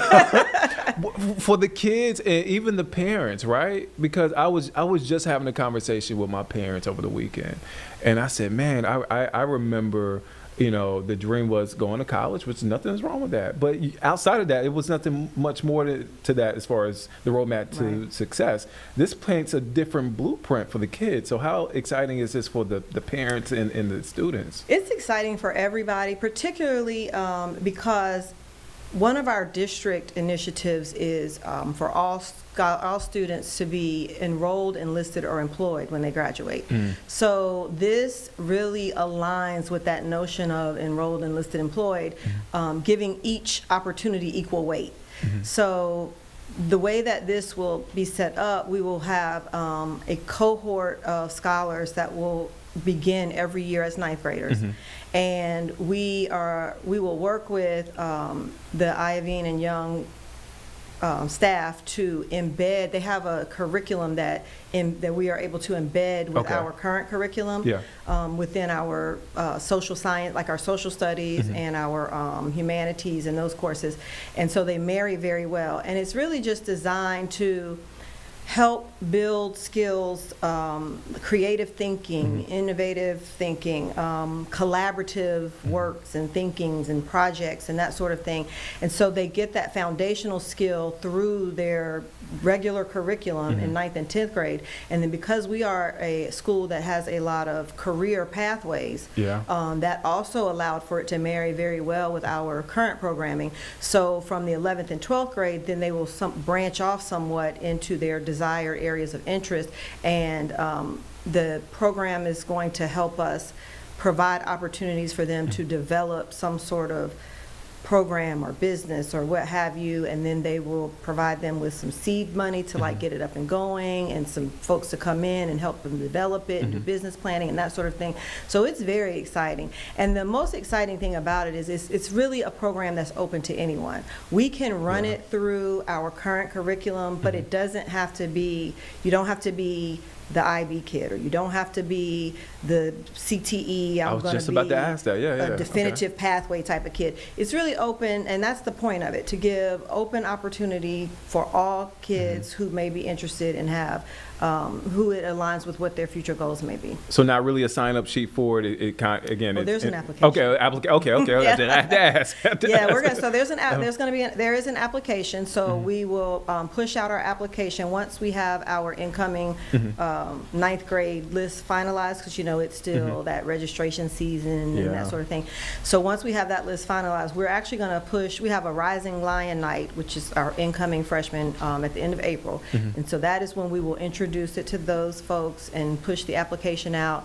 And then we have some criteria that we've already established with the IYEG folks, and then we will select our first cohort, and it's on and popping. The preparation, is there a little bit of sweat going down your forehead right now? Like, all right, we got to make sure everything is solid. Like the preparation it'll be here before you know it. So what has that been like? Yeah, there's a lot of prep work, but we always have so many programs and offerings and things happening at West Charlotte. Like we are the building of don't say no if it's going to be something that's good for kids. So this is not new to us. We're used to, and now it is on a larger scale because you know it's a little bit more outward facing, if you will. But we're just running it. We're just doing what we do and just making sure we have all T's crossed, I's dotted. I mean, it is the first year, and they have told us that no one is expecting it to be perfect. You know, we have to find our stride. They have partnered us with a sister school in Atlanta that we're going to be they're going to be helping to kind of mentor us, if you will, because they have said that they are probably the closest to our school setting demographics and how we function as a district and all of that. So we do have that support, and so we're more excited. We're not worried. We're excited. I'm excited for you. And look, there's a lot of pride when you go to West Charlotte, or you bump into somebody who went to West Charlotte High School. I'm like, man, y'all got a lot of pride. I love to see it though, and the school is deserving. I mean. And just to think back to your story, it was an email where you were like, maybe. I mean, do you think back about that initial email? Like, it's funny because we went back and found the initial emails and like our dialogue back and forth to each other, and we get tickled thinking like we were thinking, are they deserving of our reply?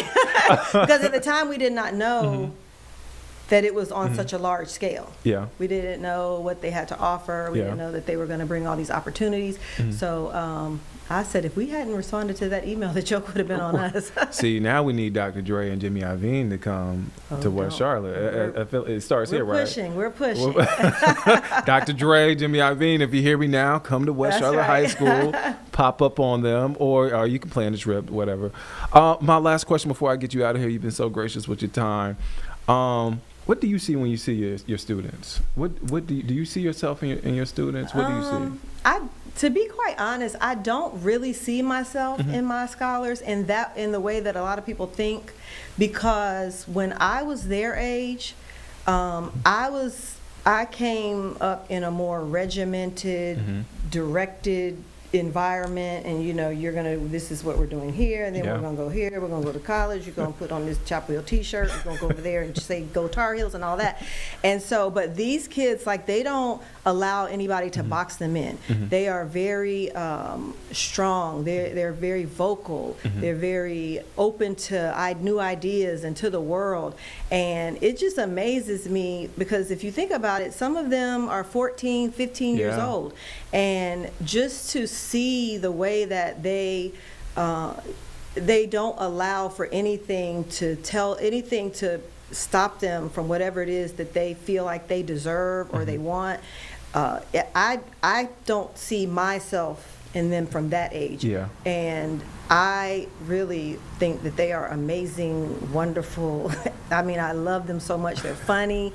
They're just everything. They really are. They're fearless. These kids are fearless in the best way, right? That's absolutely right. Again, it's one of my nephew is 15. He'll be 16 in August, and just talking to him, he's like, man, he has so much confidence. He's very sure of himself. He's not afraid to try new things. That's and I'm right. like, I wasn't that guy. That's right. And I feel like this program is kind of meant for this generation. It is. Yeah. It's definitely meant for this generation. The innovation component of it, the collaborative component of it, they have been raised in an environment where they have constant communication, interaction with each other.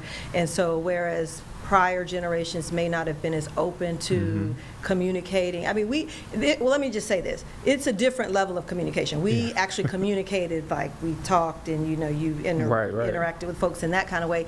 But they don't feel as though, I'm speaking for the scholars that I interact with daily, I feel like they don't think that there's anybody that they would not feel that they would be deserving of a conversation or deserving of anything as it related to any sort of collaboration or conversation or interaction with anybody or anything. Yeah.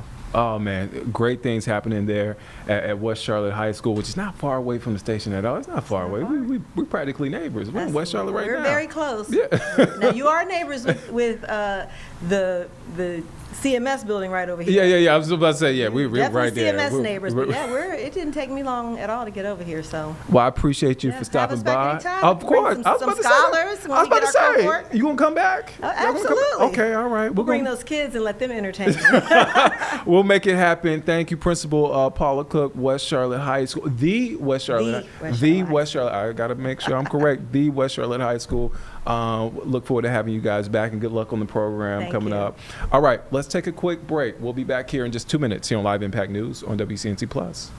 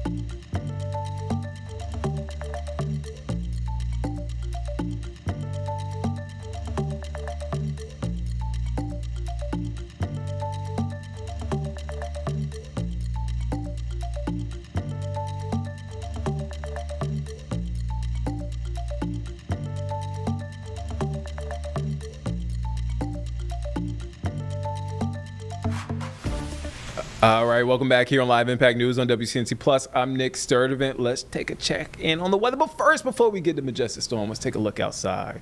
How would you rate this day, James? 9.5 out of 10. Okay, I'll take it. Is that too hot for you? Hot? No, it was very comfortable. Okay. All right. You know, some people. I left the house in a light jacket this morning, and then I was like, I don't need this. So, James, are you going to do your usual evening stroll outside? Is it that weather outside? It is good walking weather outside. There you yes. go. Now, we could use some rain for the drought, but it is nice walking weather outside. Well, we have all of that in our full forecast. Let's take you over to meteorologist Majestic Storm.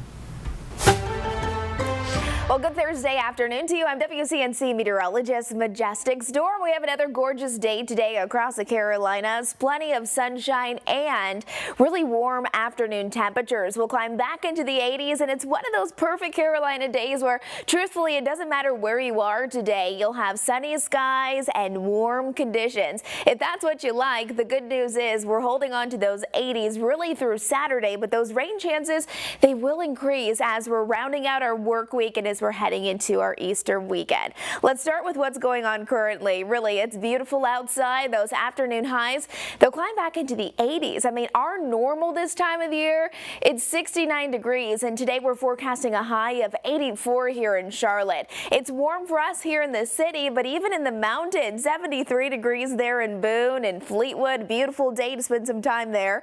Low 80s from Hickory to Taylorsville. Maiden plan for low 80-degree temperatures. Great day to send the kiddos out to play today. They're in Lincoln nearing 85 degrees and 84 there in Shelby. A little warm if you're working out in the yard, but you know what you need to do. Just make sure you're drinking plenty of water and have some nice light layers on. As we're looking at our drought monitor, it was just updated and released today. So the newest information is not good news. This is the first time since 2008 that Charlotte and most of Mecklenburg County were now under that extreme level drought. I mean, you can only go over one more from that up to that exceptional drought. So it is incredibly dry for both North and South Carolina. All of North Carolina still under that burn ban until further notice. So remaining very dry. The good news is, seems like April will bring us a lot more rain opportunity. No rain chances today. Small rain chances by Friday. Only isolated chances. Saturday we will need to keep a mindful eye out for a few passing random showers and even an isolated thunderstorm. But really, it's Sunday. Sunday is a day that we'll have our best chance to see more of that widespread rain, and it seems like once the rain gets going, it's going to stick around for hours, which is exactly what we need, just that steady, slow rain. Far from it today, beautiful weather. I know lots of kiddos have been outside playing in this gorgeous weather. Make sure you're keeping them in mind, and also everyone who's been out cruising on their motorcycles. You can see our satellite and radar. This is a front that we'll be watching as we're heading closer to Easter. I want to fast forward though into tonight. This will be about 5 o'clock. It's going to be beautiful. I mean, not seeing any issues there. Friday morning, a couple of sprinkles possible, but for the most part, we'll wake up to a little cloud coverage for the first part of our Friday with clearing conditions later on in the day. Saturday looks fine. Again, kind of those random pop-up showers or storms, very isolated chances though. Really, this is what you need to pay attention to. On Sunday, 7 o'clock in the morning, seems like this front may take a little longer to arrive. So if you have an early Sunday morning Easter egg hunt or a service that you want to go to, maybe a brunch, earlier the better if you want to stay dry. By mid-morning, early afternoon, it seems like we're all going to get some rain, which is good, but you know, it can just be a little inconvenient with our holiday weekend. We'll get the rain on Sunday. You can see our Easter weekend forecast, but at least it's not cold rain. I mean, 81 degrees on Saturday, low 70s by Sunday with a lot more cloud coverage. So if you want some sunshine this weekend, Saturday is going to be the day. Jerry Hunt Supercenter 7-day forecast looks like this. We should be into the upper 60s, but we're cranking up the heat with 3 days in a row of 80-degree temperatures. If you're heading to the Charlotte FC game, should be beautiful. 30% chance though for a random stray shower or an isolated storm. Those rain chances increase to 80 by Sunday, so keep the umbrella handy if you have any plans for your Sunday, and enjoy the sunshine and cooler weather next week. All right, so you've heard of driverless cars. We've done stories on that. Waymo coming to Charlotte, but what about driverless trucks? All right, so this is a thing in North Texas. Is this CNN or NBC package? This is an NBC, a family member. All right, let's check it out. It may look like your typical delivery truck at first glance, but this is designed to be driverless. So what this is ultimately are the eyeballs that we affix to the vehicle so it can sense the world around it. Gatik operates its Texas hub out of Alliance Airport. The company says it now has 10 of these trucks on public roads with no driver or observer. They shared this video of their trucks in operation. Gatik is focused specifically on autonomous trucks for short-haul freight, working with companies to get their goods from a regional warehouse to store shelves. So there's a problem in the supply chain today, which is that there's a lot of demand that people like you and I place on our favorite retailers to want more goods delivered to our houses and available to us at the stores in which we frequent every single day at the lowest cost possible. Ultimately, we are solving that problem that our customers facing, which is needing more trucks, more drivers, and more freight moved on a daily basis. And autonomy is the way to solve all of those problems while not increasing costs. Alliance Airport and Texas overall have become a major testing ground for autonomous vehicles. Companies must work with state regulators before they can hit the road. While we're at 10 trucks today, the plan is to scale to 60 in the next few weeks and months, and then to hundreds of vehicles circulating across multiple jurisdictions in the United States this year and beyond.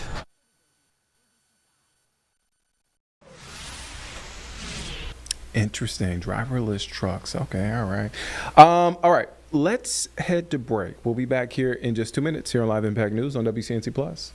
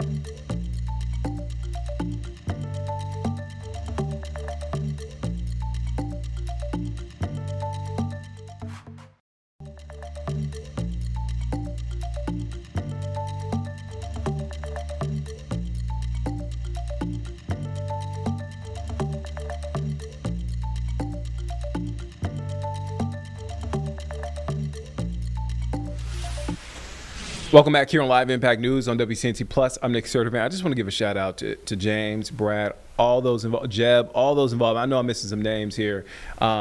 Amazing Artemis 2 launch coverage yesterday. They were on 2 hours prior to the launch. They were here as liftoff was taking place. And we actually have a live look. James, talk us through what we are seeing right now. So we are looking in the bottom right at Mission Control there at NASA, and we can see the controllers who are managing the flight that's underway right now. So since yesterday's liftoff from Kennedy Space Center, about 6:35, the 4 members of the Artemis 2 crew have been in low Earth orbit. They're circling the planet as part of their test drive, making sure that everything is working before they head towards their destination, which is the moon. So pending approval from the NASA team that you see there on the the screen. We anticipate, Nick, that at 7:49 p.m. Eastern Time tonight, that they will begin their burn towards the moon. That will last about 5 minutes and 51 seconds to get them correctly oriented into position, and then that will take them out towards the moon. It's going to take them, I think, about 4 days to get there. They're going to circle the moon and then come on back. So the whole mission will last about 10 days. And so earlier we heard from officials there at NASA. They gave a press conference. Let's take you back there in case you missed it. Exploration System Development Mission Directorate, Dr. Lori Glaze, and Director of Flight Operations, Norm Knight. Administrator Isaacman will give opening remarks, and then we will open the floor to questions. If you are dialing in to be with us here today, please press *1 to get in the queue. And with that, Administrator. Thanks, Bethany. Good evening, everyone. So today, April 1st, 2026, 6:35 p.m., NASA Space Launch System rocket lifted off the pad with 8.8 million pounds of thrust, carrying the Orion spacecraft and the Artemis II crew out to Earth orbit and beginning America's grand return to the moon. Now, about 51 minutes into the flight, during a planned handover between satellites, the Orion spacecraft underwent a communications issue, leading to a temporary partial loss of comms. The uplink from Capcom to the crew was being heard by the crew, but we cannot hear their responses for a brief period of time. There were no issues with the vehicle itself. Comms with the crew have been restored. We're actively working the issue, and we'll keep you informed. The Orion spacecraft has successfully separated from the core stage, and its solar arrays have been deployed as planned. Soon the crew will execute the apogee raise burn, place the spacecraft into a stable, high Earth orbit as we prepare for the translunar injection and the journey into cislunar space. NASA astronauts Commander Reed Wiseman, pilot Victor Glover, mission specialist Christina Koch, and Canadian Space Agency mission specialist Jeremy Hansen are safe, they're secure, and they're in great spirits. We will continue to monitor their health and the status as we move into the next phase of the Artemis II mission. So after a brief 54-year intermission, NASA is back in the business of sending astronauts to the moon. We have arrived at this point through a sustained effort, a national commitment, and the work of thousands across the agency, our industry partners, and our international allies. I want to personally thank the ground crews, pad controllers, the entire workforce here at Kennedy Space Center. This mission belongs as much to you as it does to the crew. The crew is now in the capable hands of Mission Control Houston, the Johnson Space Center, where teams will guide Orion through each phase of the mission with the same discipline and precision that has brought us to this moment. We have certainly been here before. We know the challenges ahead. We have a lot of checkouts to get through before TLI. And when, if all goes well, everything is go, Artemis II will be moonbound.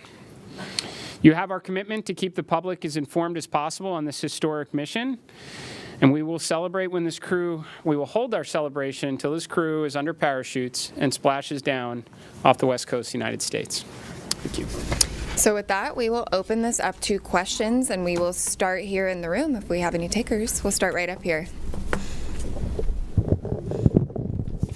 Congratulations to all of you on a successful launch so far. My name is Jim Siegel. I'm with Florida Media Now, and I'm curious about when the astronauts will have their first meal on this mission. And secondly, is somebody on the Earth here, back in Houston or somewhere, keeping track of what they eat during this entire mission, and how do they go about doing that? Do they tell them what to eat, or do they kind of select what they want? What do you think? Well, let's see. I'll jump in on this one. Well, what I'll tell you is they do have planned meals, okay? So they have a planned meal today. I will tell you they're very busy.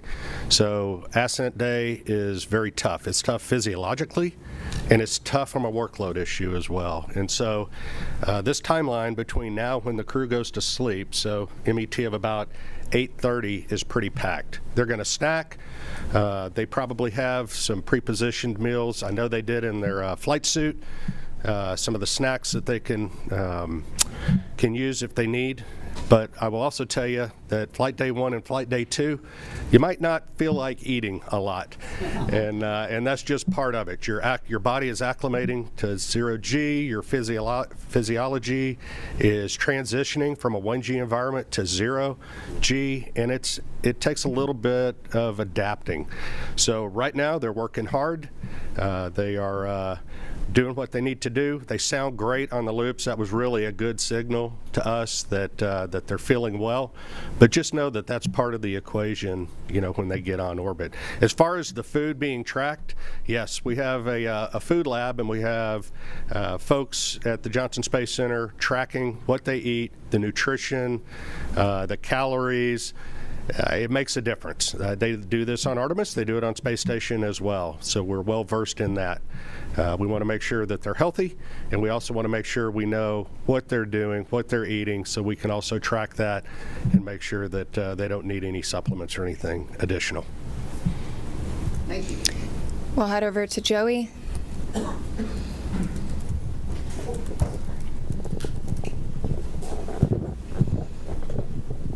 Thanks, guys, and congrats on a clean launch so far.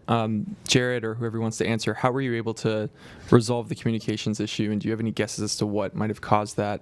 And was there any part of the mission so far that appeared off nominal, or is everything looking good? Just curious to hear how things are going on that. Thanks.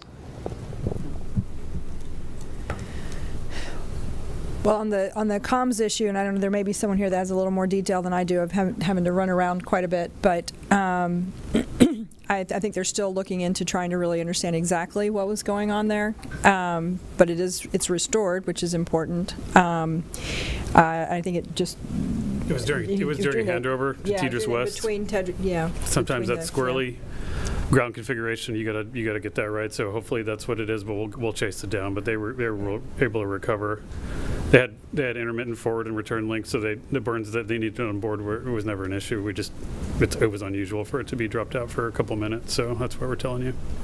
Any other off-nominal pricing?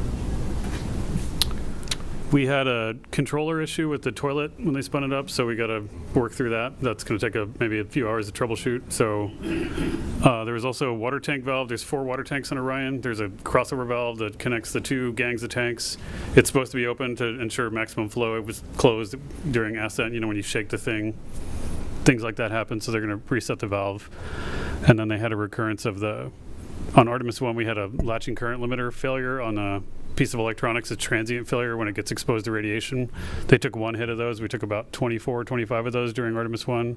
Again, normal, the onboard fault detection cleans that up, but we're just getting started, Joey. This is a flight test, and a lot of what we're doing here is exactly this, trying to test out all of the things that require the crew interaction, right? And so we anticipate to have a lot of these. Well, that's what we're here for, work through them. Sawyer? Importantly, apogee rays burn. We're go. So they're going to stay in space. Sawyer. Thank you, Sawyer Rosenstein, NSF. I noticed that the slide wire baskets happened to deploy during launch. Was that something that was expected? And can you give any initial reports, at least what you've seen from the cameras, of how the mobile launcher is doing, given the hope to be able to quickly... All right, so we want to take you live to the Artemis flight control room, where it sounds like they are talking to the crew there. Let's take a listen to.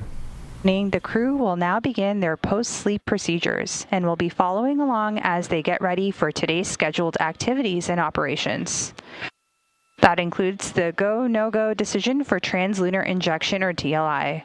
Following the decision, TLI will take the crew on their free drift trajectory around the moon and bring them back to Earth. This is Mission Control Houston.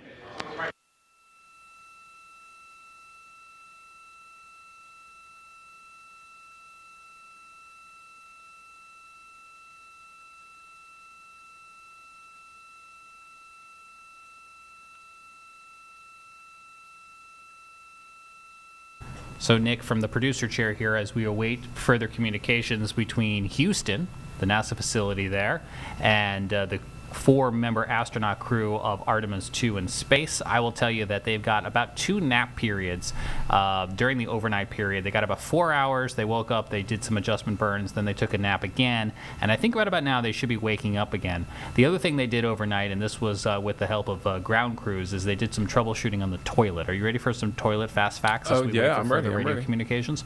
So the toilet is manufactured by Collins Aerospace, which is a company headquartered here in Charlotte, North Carolina, and marks some new innovation in space technology because it allows some home comforts that have not been previously available in space.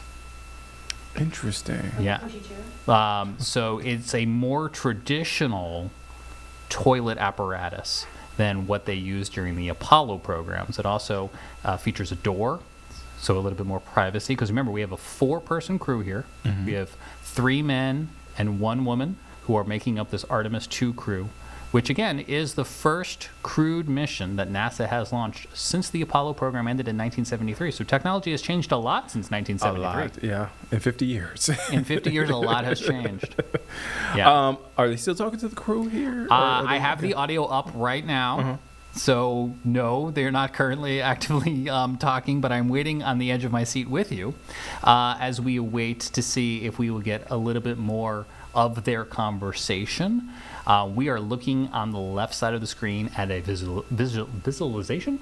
Animation. It's an animation. Yeah. Because we don't currently have a live feed from inside the Orion space capsule that the Artemis crew is flying in, but from time to time we might actually get a look at the crew. And so that is something we can expect from time to time as well. Well, let's head to break. Yeah, it's time to take a break. Let's head to break. We'll be back here. Interesting stuff by James. We'll be back here in just 2 minutes here on Live Impact News on WCNC Plus.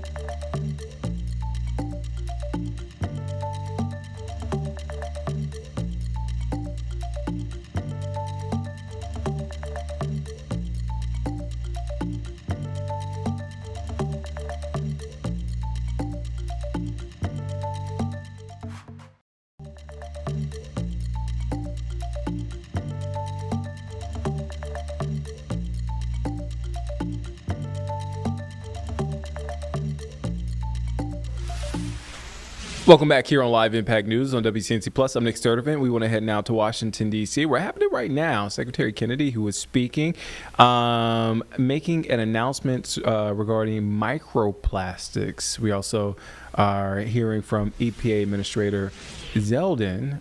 This is, quote, Make America Healthy Again initiative. Let's take a listen to it. In every human brain. And this number, by the way, has gone up by 50% since 2016. And inevitably, it's going to go up exponentially if we continue along the same road. And in a study of 62 placentas Every single sample contained microplastics, evidence that exposure begins before birth. This is not a rare exposure. This is baseline. We are not dealing with a distant or theoretical risk. We are dealing with a measurable and growing presence inside the human body. And the signal is getting stronger. Animal studies show that microplastic exposure can drive inflammation, cardiovascular damage, impaired cognition, and tumor growth.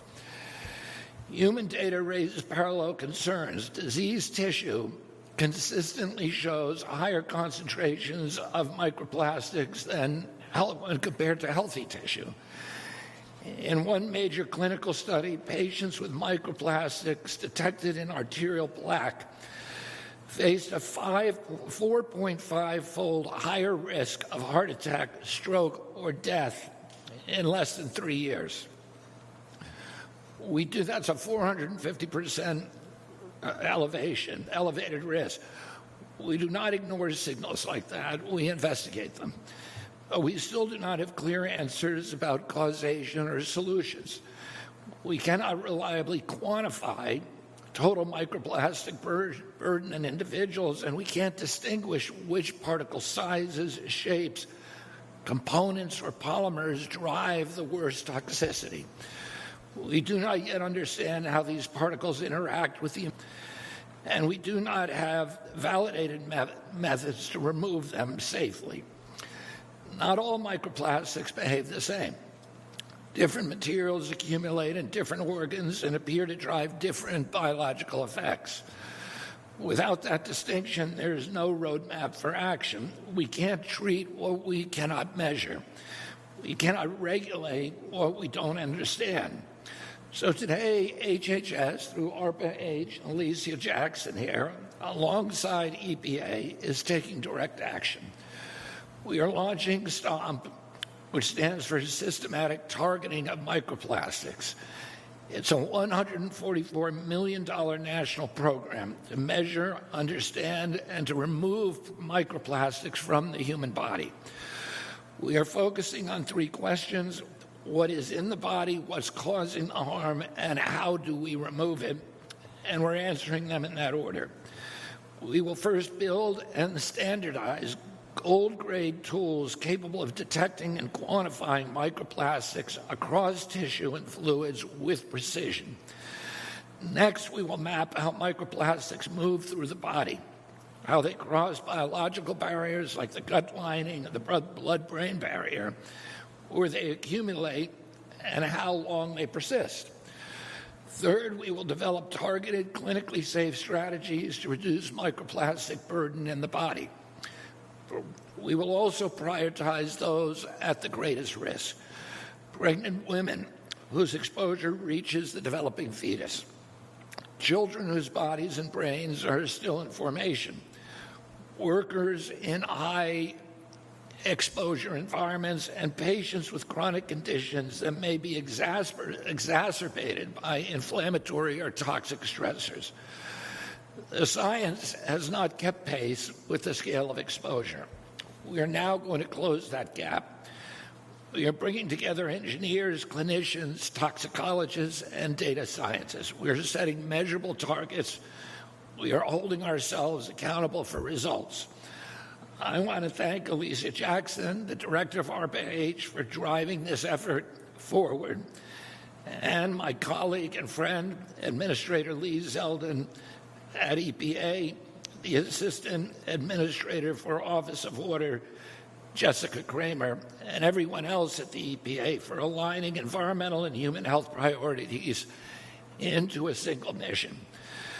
Together, we're going to define the risk, build the tools, and act on the evidence regarding microplastics. We're not going to speculate, we're going to measure. We're not going to delay, we are going to move. And thanks to the leadership of President Trump, we will give the American people clear answers about what's in their bodies and what it means for their health. This is how we're going to make America healthy again. Thank you, and I'm now honored to introduce my colleague, my friend, Administrator Lee Zeldin at EPA. Well, thank you, Secretary Kennedy, and welcome back to EPA. This room is filled up not just with a lot of great, dedicated staffers here at EPA, but others from outside of government, as well as HHS. And I'm sure everyone here is extremely grateful for your leadership and all of your work. As a New Yorker, I've seen so many different ways that you've impacted the place where I grew up. That was home, born and raised. And this isn't a mission that you started 14 months ago. It was a mission that you started decades ago, and grateful for your passion. Thankful for the entire team at HHS for being here and being part of this momentous day for drinking water in the United States. Now, shortly after his swearing in last year, President Trump created the Make America Healthy Again Commission, chaired by Secretary Kennedy. Under the leadership of Secretary Kennedy, it's been an honor to serve as part of this significant initiative that has brought together so many different agencies to collaborate. And that's one of the things that we've seen from President Trump time and again. I've experienced it with the National Energy Dominance Council as well. You have these different agencies that were siloed off in the past. They're just focused on their own equities, in their own worlds. They're not coordinating. They're not cooperating. And as a result, you end up with a less efficient government. But the culture that we have inside this administration is for maximum amount of collaboration, and that is why we're here today. And we're taking major steps in today's announcement to make America healthy again. I'm pleased to announce a landmark set of actions by EPA to safeguard the nation's drinking water from microplastics, pharmaceuticals, forever chemicals, and dozens of other contaminants. At the heart of these actions is our draft 6th contaminant candidate list, known as CCL6, which we are releasing today for public comment. CCL6 is a critical tool under the Safe Drinking Water Act that drives research, funding, and future regulation of emerging threats in public water systems. The draft CCL6 includes 4 contaminant groups: microplastics, pharmaceuticals, PFAS, and disinfection byproducts. It also covers 75 chemicals and 9 microbes that may be found in drinking water. And now, for the first time in the program's history, EPA is designating both microplastics and pharmaceuticals as priority contaminant groups. This is a direct response to the concern of millions of Americans who have long demanded answers about what they and their families are drinking every day. It's also a credit to the tireless efforts, research, and advocacy of the dozens of microplastics and drinking water experts, including many who we have here in the room today. This draft CCL6 is going to help us prioritize funding, research, and information collection. This will allow us to better understand the potential risks of these substances in drinking water while advancing gold standard science. For too long, Americans have been ignored as they sound the alarm about plastics in their drinking water. That ends today. By placing microplastics on the contaminant candidate lists for the first time ever, EPA will follow the science, will pursue answers, and will hold ourselves to the highest standards to protect the health of Americans. Today's announcement marks the beginning of a 60-day public comment period, and we encourage Americans far and wide to make their voice heard and to give us feedback. We want your input. I can't think of an issue that hits closer to home for American families than the safety of their drinking water. And I want to be clear, this is just the first step in the regulatory process. The human health benchmarks for pharmaceuticals are not regulations, are not enforceable on their own. But they are a vital resource that can empower local decision makers to evaluate risks and protect their communities when pharmaceutical contamination is detected above safe levels. Today's actions represent a major step forward for drinking water. We are ensuring that the science catches up with the real-world challenges Americans face, and we are giving regulators the tools they need to act. This is a win for every American. With this effort, the Trump EPA is advancing gold standard science to inform policy and ensure the best possible outcomes so parents can feel confident filling their children's glasses at the kitchen sink. I want to thank you all again for your unrelenting commitment to making America healthy again and to the safety of our nation's drinking water. And now I will turn it over to Jessica. Jessica Kramer is our Assistant Administrator of our Office of Water here at EPA. She has an amazing team of dedicated career staffers at our Office of Water here at EPA. And I'd also like to recognize our excellent Deputy Administrator here at EPA who's sitting in our front row, David Fatui. Jessica. Thank you, sir. Microplastics is a growing concern and a challenging contaminant to measure and assess in drinking water. But it's a concern that we are tackling head-on to protect Americans. EPA and the federal family are poised to address this issue and the CCL6, as well as our drinking water research efforts, as important steps that EPA is taking, as the Administrator talked about today. We are in the early stages of research on methods to detect microplastics and how microplastics affect people's health, but we are committed to providing answers and actions for Americans who want to ensure their families can turn on their tap and know that their drinking water is safe. Additionally, as the Administrator mentioned, we are releasing human health benchmarks for 374 pharmaceuticals, including antibiotics, antidepressants, hormones, and other drugs that enter the water. These include prescribed and over-the-counter pharmaceuticals. The current draft list includes pharmaceuticals that are both approved by the FDA for human use and are known to, or have the potential to, occur in drinking water sources like the Potomac here in D.C., or in treated drinking water that is delivered to our homes. Again, these are not regulations, but they give states, tribes, and local water systems a critical new tool to assess risk and take action to protect their communities. For example, if a pharmaceutical occurs in drinking water at levels higher than the benchmark, a water system could conduct additional water monitoring or research to help ensure the health of their community. In addition to those benchmarks that we are releasing for public comment, with the CCL6 that the Administrator mentioned, we believe that these are excellent steps and a great example of the federal family working together as we pair these with the announcements of Secretary Kennedy from HHS today. Our actions today represent a major step forward in drinking water, ensuring that the science catches up with the real-world challenges that the Administrator mentioned. And we genuinely believe this is a win for every American as the Trump EPA commits to advancing gold standard science, utilizing radical transparency, and protecting our nation from the harms of toxic chemicals. Thank you so much for joining us for these exciting announcements today. Thank you, Secretary Kennedy and Administrator Zeldin. All right, let's head to break. We'll be back here in just 2 minutes here on Live Impact News on WCNC Plus.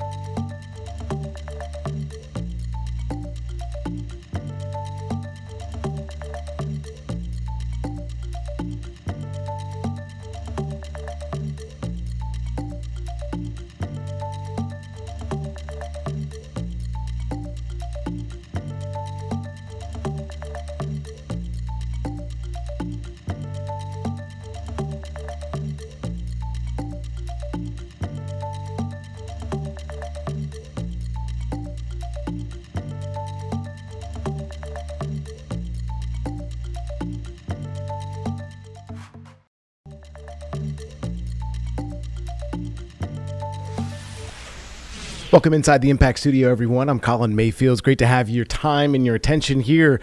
Hopefully you've been following along with the Artemis 2 mission. Yesterday, the toilets were broken, or the toilet, because there's only one on board, and that's actually in the floor of the module, or the vehicle, I should say.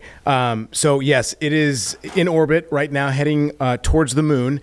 We do have some live chatter that we want to get to. They fixed the toilet, by the way. So let's go to this and listen in right now. Much needed rest with a 4-ish hour nap, and we're woken up at a mission elapsed time of 20 hours with a song called Green Light by John Legend featuring Andre 3000, and that was followed by a message from several team members of the workforce wishing the crew well as they kicked off Flight Day 2. We'll continue to follow operations here in Mission Control. I'm Nilofer Ramji, handing things over now to our Orbit 1 commentator, Leah Cheshire Mustachio. She'll take us through the next few hours and kick off Flight Day 2 with the Artemis 2 mission. And you can see now in the flight control room, the teams are doing the Orbit 3 to Orbit 1 handover. This is Mission Control Houston.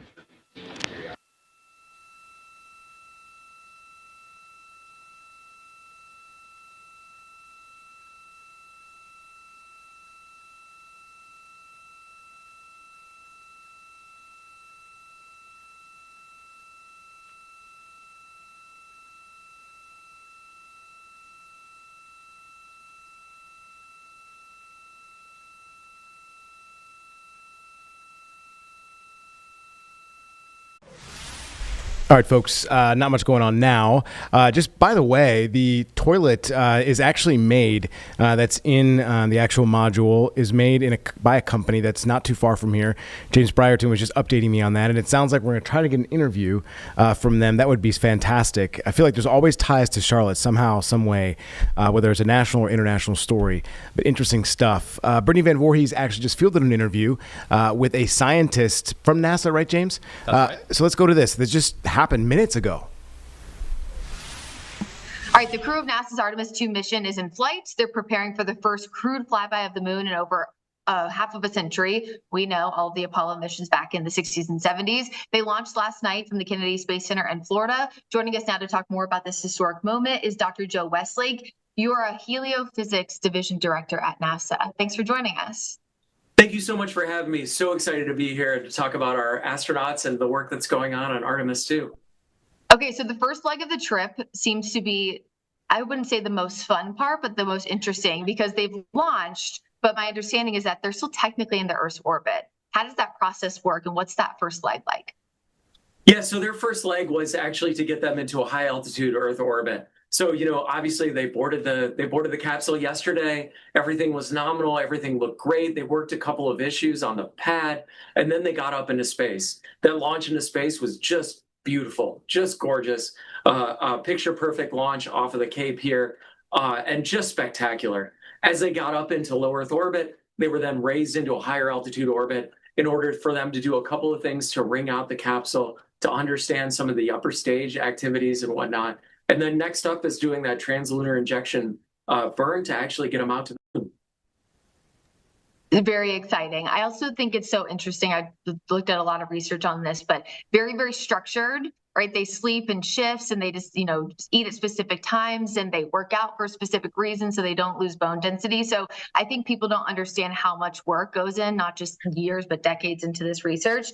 One of the big things I think our viewers are always talking about is the impact from the sun, because while they're not going to the sun, they're closer than if you're on Earth like a normal human. So how does NASA do studies for that to make sure that they're staying safe, and kind of how does that work go in on the backside to get them ready for the mission?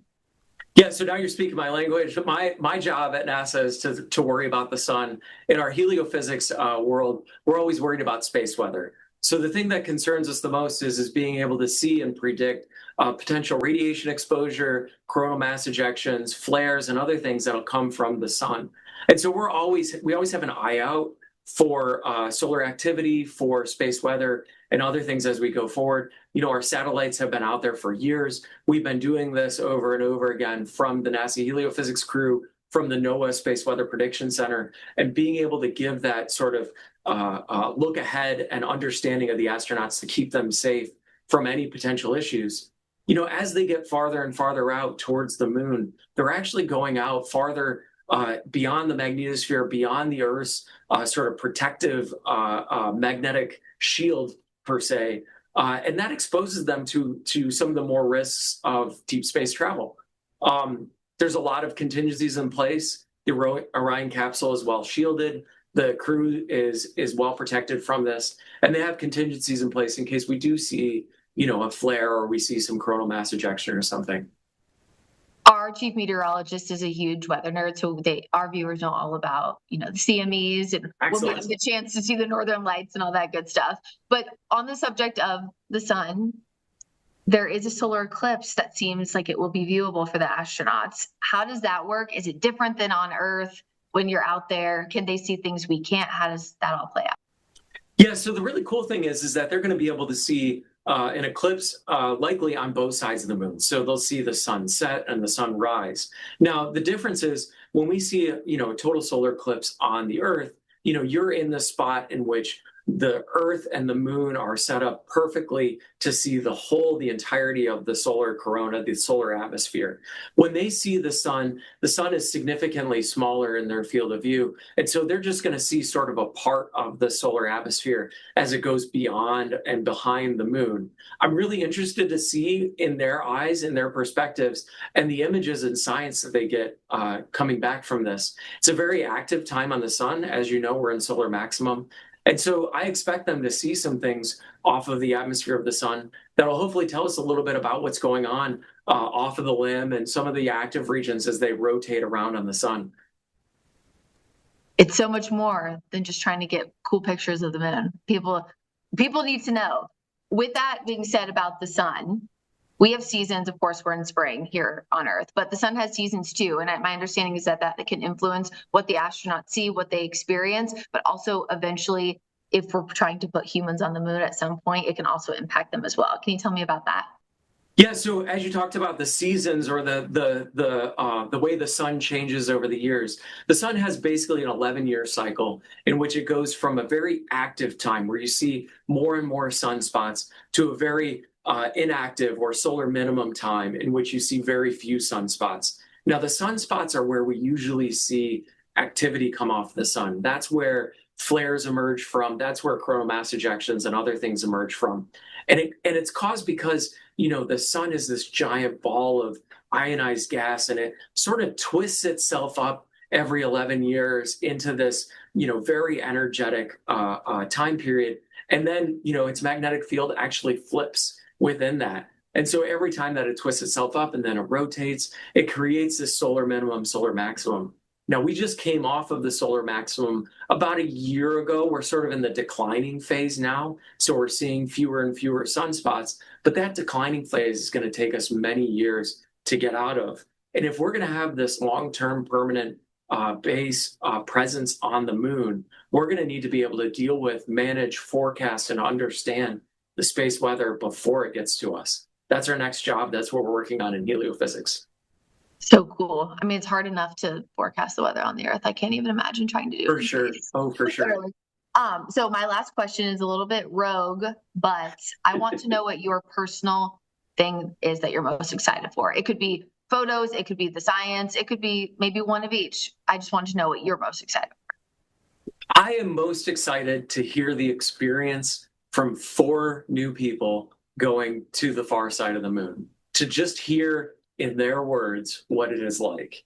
I think, over and over again, we launched a multitude of things from heliophysics into space last year. We had 6 launches across our fleet, all of them robotic missions to understand a multitude of different science topics. And the emotion that came from those launches was amazing. It was something that really filled my heart with joy.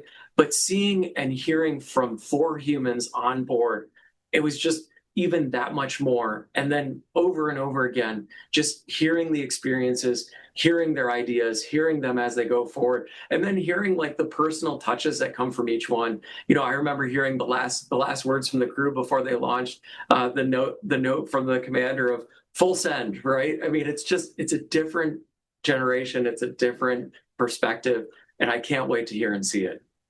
And it's such a unique perspective. I actually interviewed Dr. Charlie Duke on the 50th anniversary of Apollo what was that 16 that he was on back in 2022, and it's just like such a small, unique experience that so few people never get to experience, and so that's really cool. Well, thank you so much, Dr. Westlake, for being here. We're looking forward to everything going smoothly, hopefully tonight, as they are able to get out of the Earth's atmosphere, and we'll be looking forward to what they learn and tell us at the end of the 10-day orbit. Thanks for being here. Yeah, super excited. Make sure to follow along at nasa.gov, and just excited that everybody is watching along, and good luck and Godspeed, Artemis too. Yeah, and of course, nasa.gov, all the information's there. We'll also have continuing coverage on WCNC Plus and WCNC Charlotte. Hope everybody has a great day.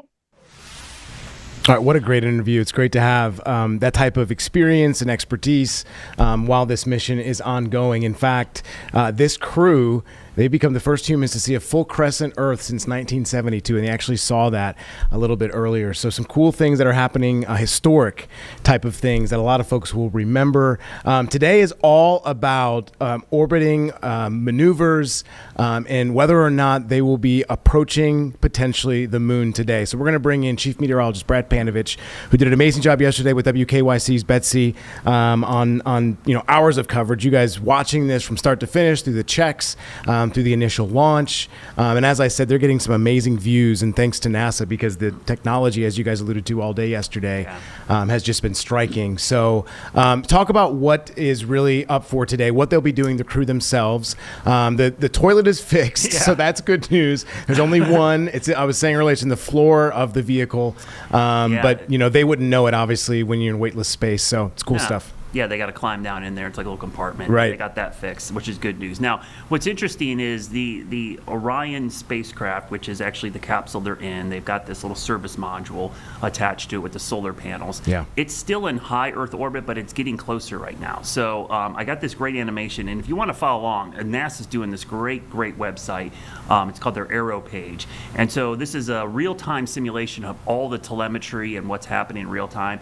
And the cool thing is it overlays their path. So right now you can see where Orion is. It's in this high orbit. Earlier today, that picture you saw like around 7 a.m., that's when it was at its furthest distance from the Earth. That's why the Earth looks so small. It was like 45,000 miles away. That was the first time we'd seen that kind of crescent shape. But what's going to happen is this is going to follow this path here. And tonight, roughly around 7:50ish, it's going to be 24 hours into the mission.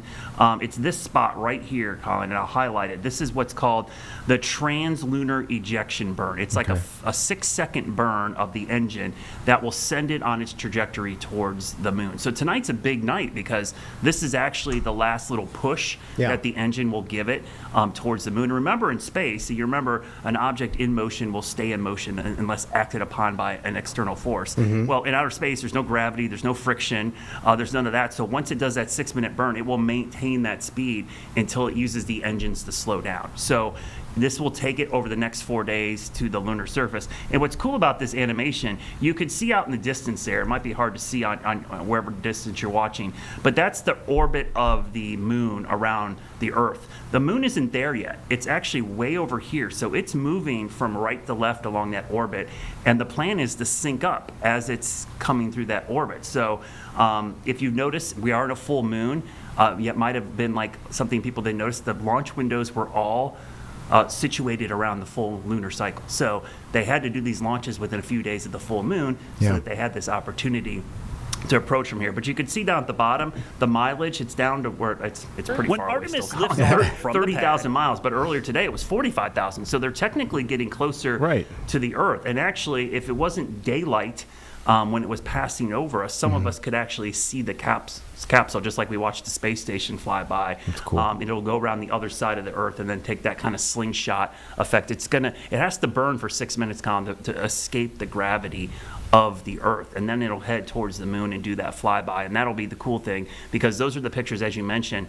This is where humans haven't been since 1972. So this is the first time we've been this far away from the Earth since then. And that's a long time. time ago.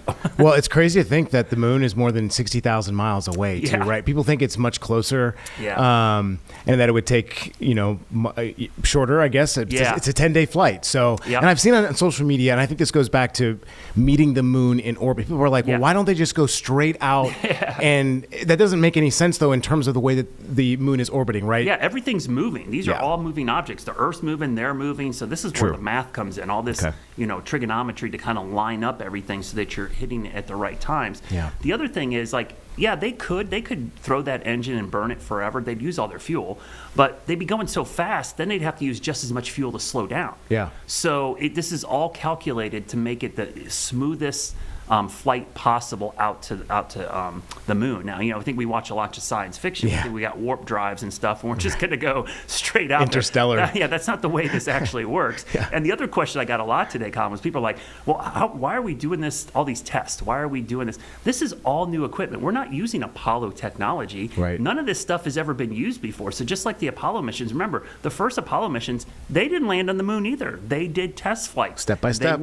They went out there, they set up the lander, they set up the deorbiter, because remember, they got to put spacecraft in orbit around the moon that they can take to land, because then they have to come back up and then escape. So all this stuff has to be set up ahead of time, and because this is all brand new, it's 2026 technology, it all has to be tested, and many things that are happening right now are happening literally for the first time. So the trajectory, speaking of equations and trigonometry, their planned trajectory will be to re-enter Earth, and then they'll go back to the Pacific Ocean, right, over the coast of San Diego. Now that's where they hopefully will be splashing down. Sometimes it moves, right, and shifts depending on the curvature of the Earth and where the Earth is at the moment when they come back. Talk about what folks will be able to see maybe here in Charlotte. It seems like it's way too west for anything that we'll see. Yeah, I've been looking carefully at the orbits, Okay. and a lot of the initial orbits have been closer to the equatorial areas. So even if they were to pass overhead, it's so far south we can't see it. Now, if you do have a telescope, there's a good chance. I looked tonight because there's a chance tonight that we might be able to see it close to the moon, because we'll be looking towards the moon. It's kind of hard to tell from the planet here, but the North America is right there in the foreground. So the moon would be there. So when it's making this cross back, it would actually look like it's close to the moon. It's not. It's kind of it's deceiving because it's in the foreground and the moon would be off in the distance. But there is a chance tonight. I think it's around 8:50 or so. I'll have to look back because I was trying to plot it today.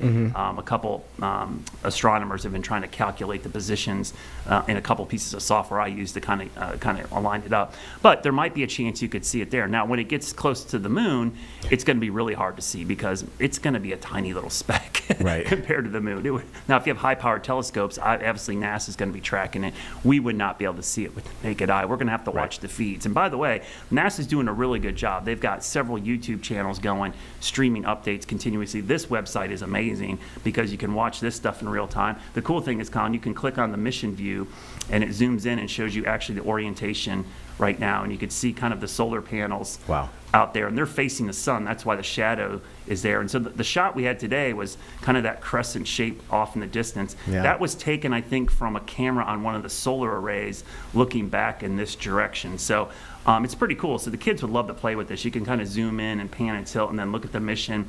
And then along the mission way, you can click on the little dots. It'll show you these burns that they have to go through to slow down and stuff. So that's cool.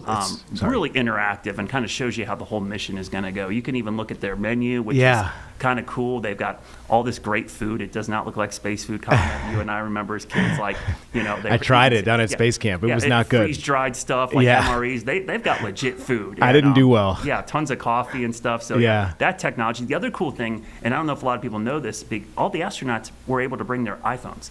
This is the first time that they've allowed smartphones to go into space. Interesting. So I've been getting questions like, why are these pictures so good? And why is this? Well, they're literally using their iPhone and shooting it out the window in some cases and sending images back. Speaking of technology, Brad, I'm listening right now to the NASA comms and the commentation or the commentary that's coming out of Houston. We just learned that when the crew woke up, they listened to Green Light by John Legend. Oh, wow. Interesting. Well, I was going to say, when you were speaking, and I didn't mean to interrupt there, you could see the shift change of Capcom. Yeah. The captain of the communications, maybe, there inside the NASA, nerve brain center, I guess you can call it. So interesting that, they obviously have to take shifts. People are always working, watching this. People would think that maybe these folks get a break. They do, right? But other folks come back in to replace them as well. So it's interesting. And it seems like, at this moment, I've been seeing a lot of questions in terms of, are they flying this thing manually? In some respects, they are, right? There are other systems that will help navigate. But I think at this moment, it's more resting, kind of waiting for, the initial burn, as you said tonight, and seeing where things have gone. I mean, there have been other burns that have gone on throughout the day as well. Yeah. But this is the biggest one that'll happen tonight, right? Yeah, so they had several burns earlier when they had a bigger module attached, and that was to get them into that high Earth orbit, to slingshot them around. Now they have the smaller engine, which is basically the service module. It's a small part. That's where the solar panels are attached. There's a smaller engine on there, and this is the big burn that's coming up. You mentioned control and the communication. It's really important. That's manned 24/7 because they're monitoring things all the time. Mm-hmm. The other thing, there is a lot of autonomy here. They could technically have the computers fly this whole thing, but because there's crew on there, they actually a couple times in the mission, they're going to allow them to manually try things out in case, let's say, the systems fail, and they have to. So this is like a fail-safe. So they're going to train on piloting it manually at times just to make sure they can do that, because if the computers go down or communication fails, they're there. That's the great thing about having a crew on there, a bunch of people, because as great as the technology is, it's a backup because they could be there to reboot things, troubleshoot, and also steer it if they have to. But they can literally put this thing on autopilot. That was like Artemis 1. It was all autonomous, and they had nothing. No human was really on board doing anything. The problem with that is if something happens on board, there's nobody there to fix it. Right. Now we do. We've got 4 astronauts that can fix things and repair them really quickly. Well, and I think people need to put it in perspective. Training for 2 years for 10 days, right? So if anything goes wrong, right, there were so many differentiations in terms of caveats they throw at these astronauts. And obviously we met the other backups, right, in case some of those astronauts couldn't go.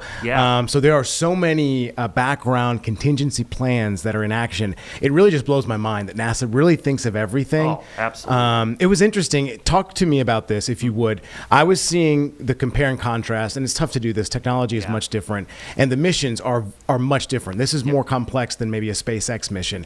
But they were looking at the SpaceX capsule and the capsule that Artemis 2 has, just how intricate it is.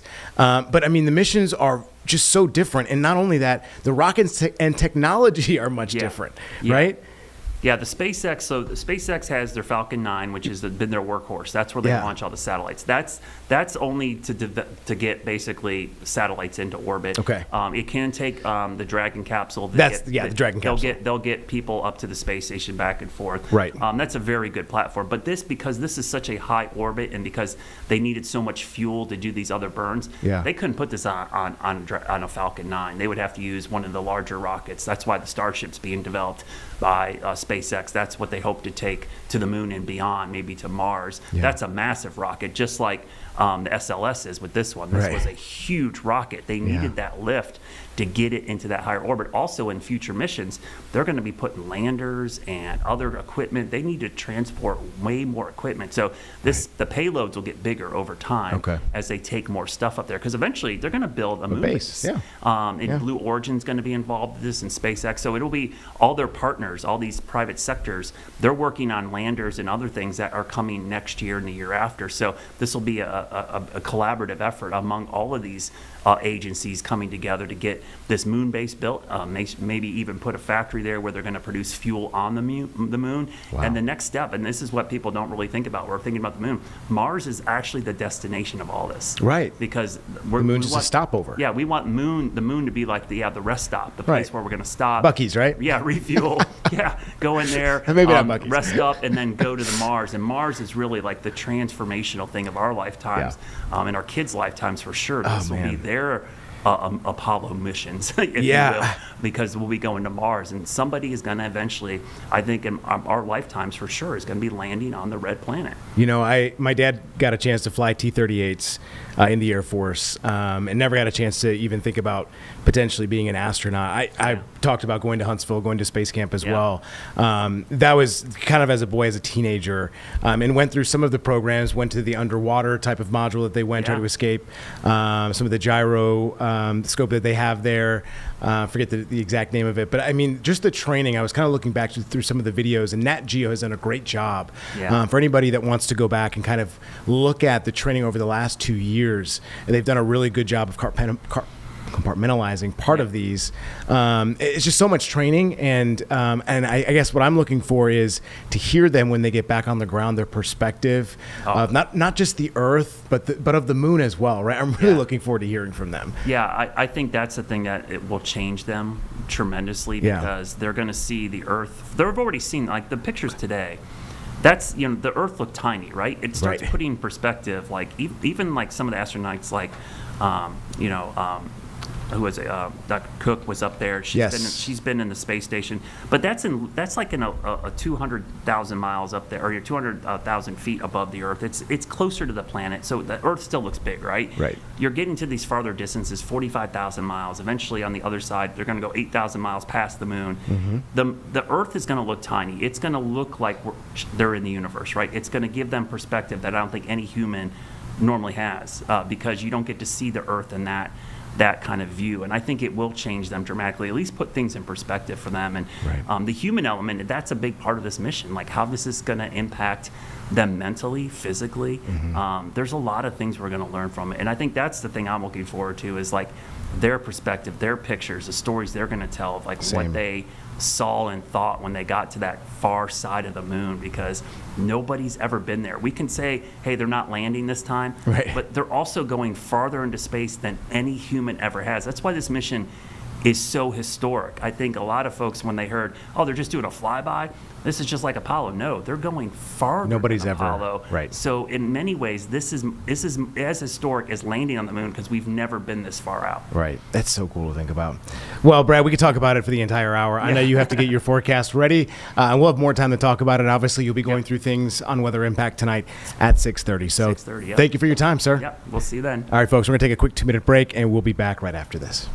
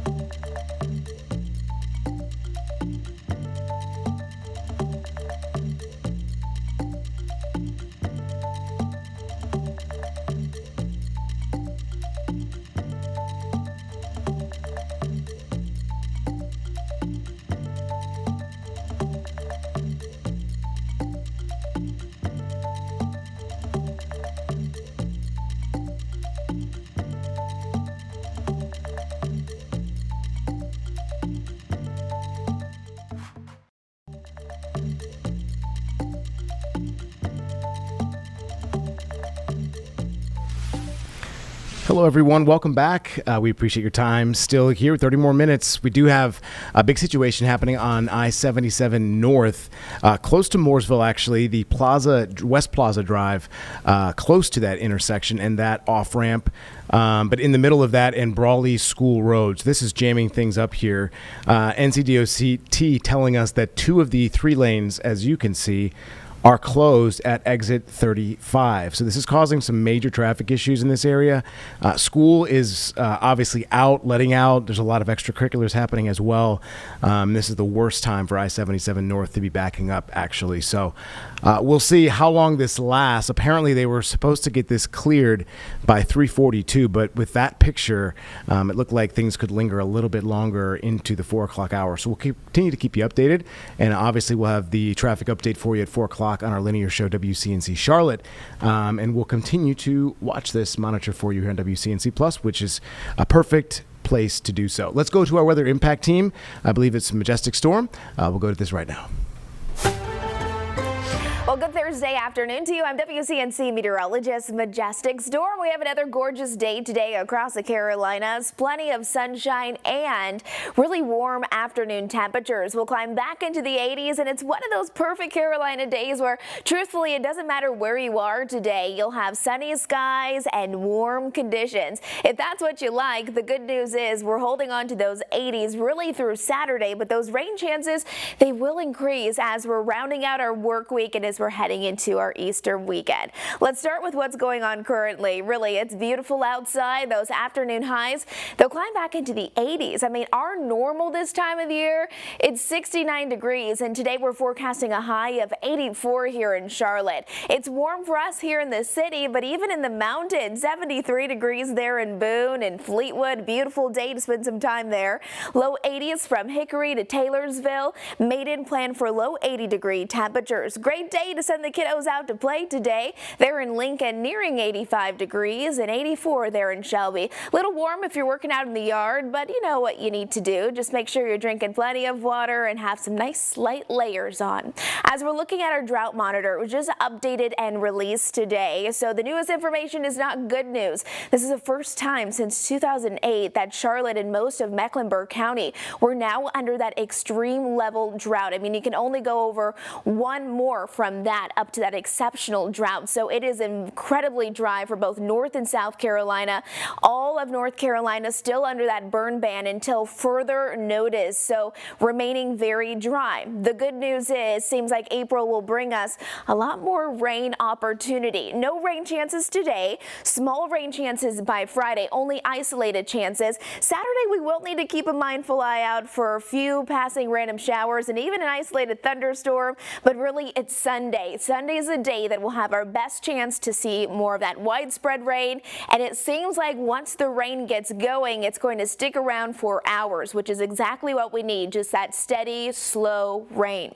Far from it today, beautiful weather. I know lots of kiddos have been outside playing in this gorgeous weather. Make sure you're keeping them in mind, and also everyone who's been out cruising on their motorcycles. You can see our satellite and radar. This is a front that we'll be watching as we're heading closer to Easter. I want to fast forward though into tonight. This will be about 5 o'clock. It's going to be beautiful. I mean, not seeing any issues there. Friday morning, a couple of sprinkles possible, but for the most part, we'll wake up to a little cloud coverage for the first part of our Friday with clearing conditions later on in the day. Saturday looks fine. Again, kind of those random pop-up showers or storms, very isolated chances though.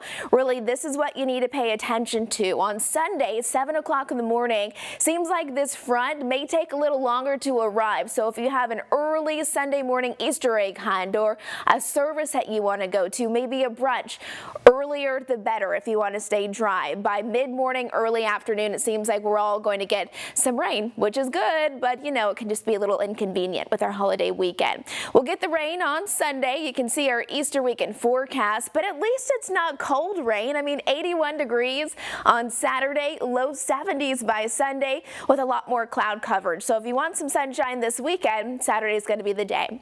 Jerry Hunt Supercenter 7-day forecast looks like this. We should be into the upper 60s, but we're cranking up the heat with 3 days in a row of 80-degree temperatures. If you're heading to the Charlotte FC game, should be beautiful. 30% chance, though, for a random stray shower or an isolated storm. Those rain chances increase to 80 by Sunday, so keep the umbrella handy if you have any plans for your Sunday, and enjoy the sunshine and cooler weather next week. All right, everybody, welcome back. We do, I shouldn't say welcome back. Thanks for listening in to that weather impact update there. We do have an update for you on I-77 as well. Speaking about it, and 5 minutes later, it is now clear. So they made quick work of those two cars there. Looks like I still don't have an update on if this was an if this was an injury related to this accident, but we do know it was in Iredell County again, happened around 2:40, and now clear on I-77. I'm gonna take another 2-minute break. We'll come back with more news right here on WCNC Plus.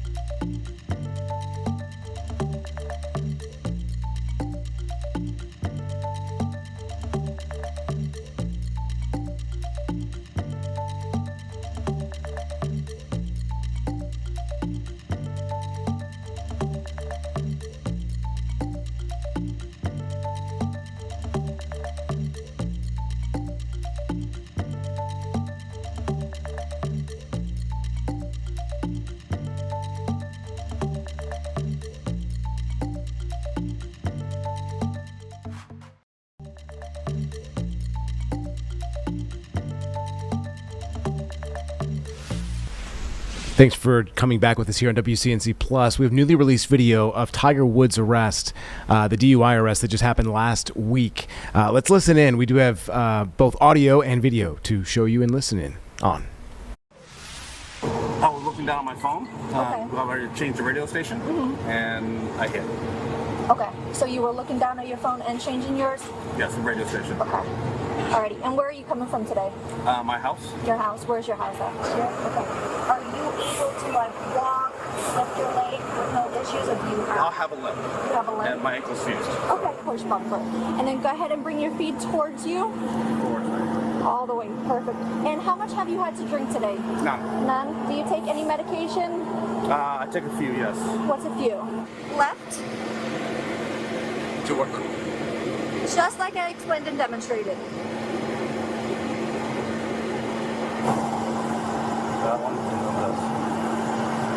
Alright, you're all done? Yeah. Okay, go ahead and stand up for me. Then you're gonna face my car. Okay, go ahead and place your hands behind your back. Place them behind your back. There you go. So at this time, I do believe your normal faculties are impaired, okay? And you're under the unknown substance, okay? So at this time, you're under arrest for DUI. Yes, sir.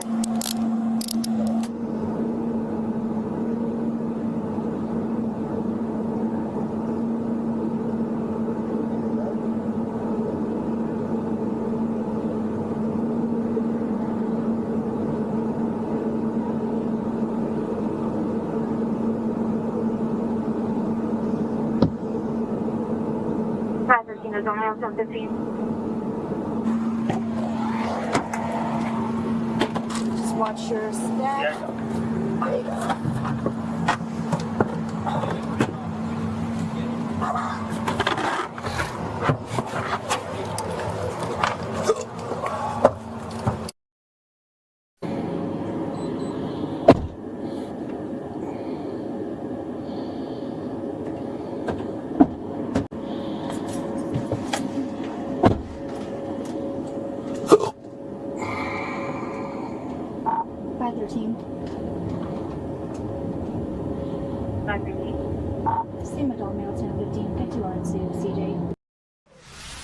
All right, that was the audio and video there. More to come from this, obviously pleading not guilty. But after that, saying and releasing that statement saying he's checking himself into some sort of rehab or rehabilitation type of facility. So we'll see what happens with that.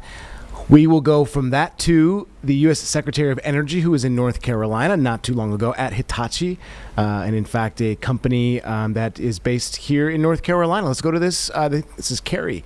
Nash Community College in Rocky Mount, that is.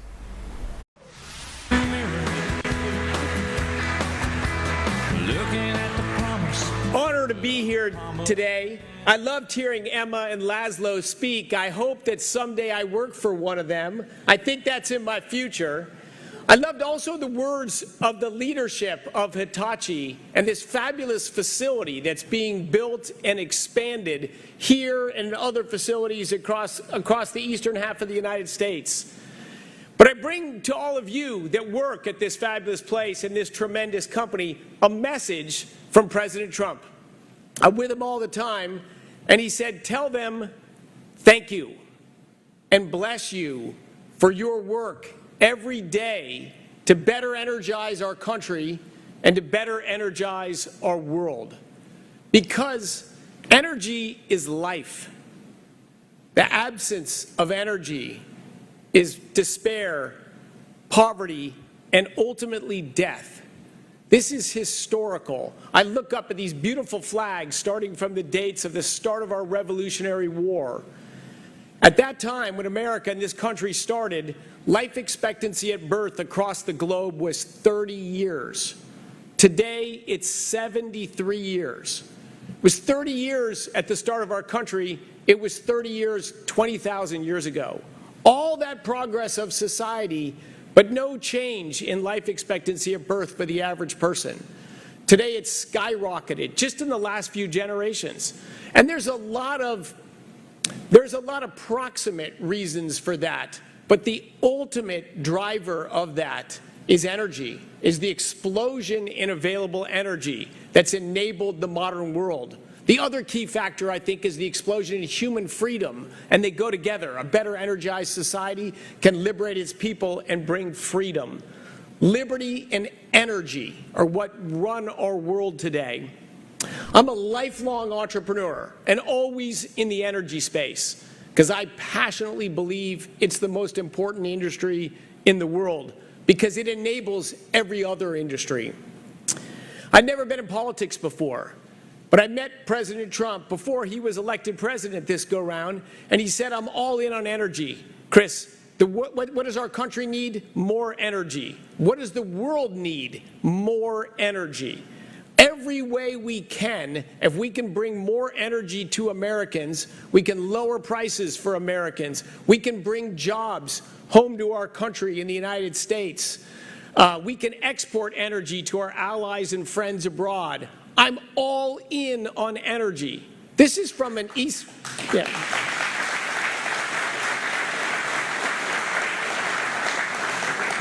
This is from an East Coast real estate developer. He's not an energy guy, but he instinctually gets that energy matters. Of course, I've shared that passion my whole life. He said, I want to bring massively more affordable, reliable, secure energy to the country. Are you game to work with me to do that? And heck yes I am. I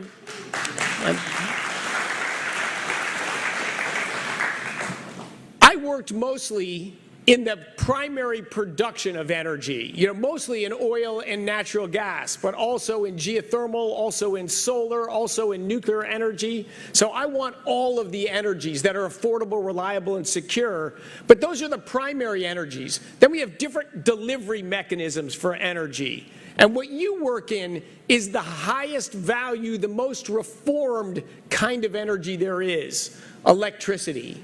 This is energy at its pinnacle. No modern medicine, no hospitals, no modern factories, no Netflix, no temperature-controlled, beautifully lit houses and buildings like this without electricity.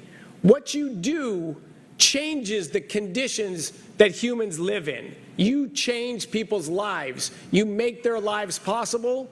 And I will tell you, around the world, there are billions of people that want what we have in this thing. That what you bring to Americans and to the wealthier countries of the world, they want it too. So the growth and prosperity of this business and what you do every day, literally future opportunities for our country and for our world are in your hands. You could not work in a more important industry than what you work in right now. And we need to supercharge this industry, because if you look at the United States over the last 20 years, we've tripled the United States oil production, from the world's largest importer of oil to nearly the world's largest exporter of oil. And for natural gas, we did go from the world's largest importer of natural gas to the world's largest exporter of natural gas by more than doubling the United States' already very high natural gas production. Those are stories of success. Even though the previous administration tried very hard to kill the oil and gas industry, they were unsuccessful. But not just the last administration, but the last few decades have made it hard to build electrical generating capacity and expand our grid in the United States. We had surging growth in electricity is really the history of the United States. In the last 25 or 30 years, we've had almost no growth in electricity production in this country. In fact, the previous administration championed how many electric generating plants they closed and how many more they aspired to close.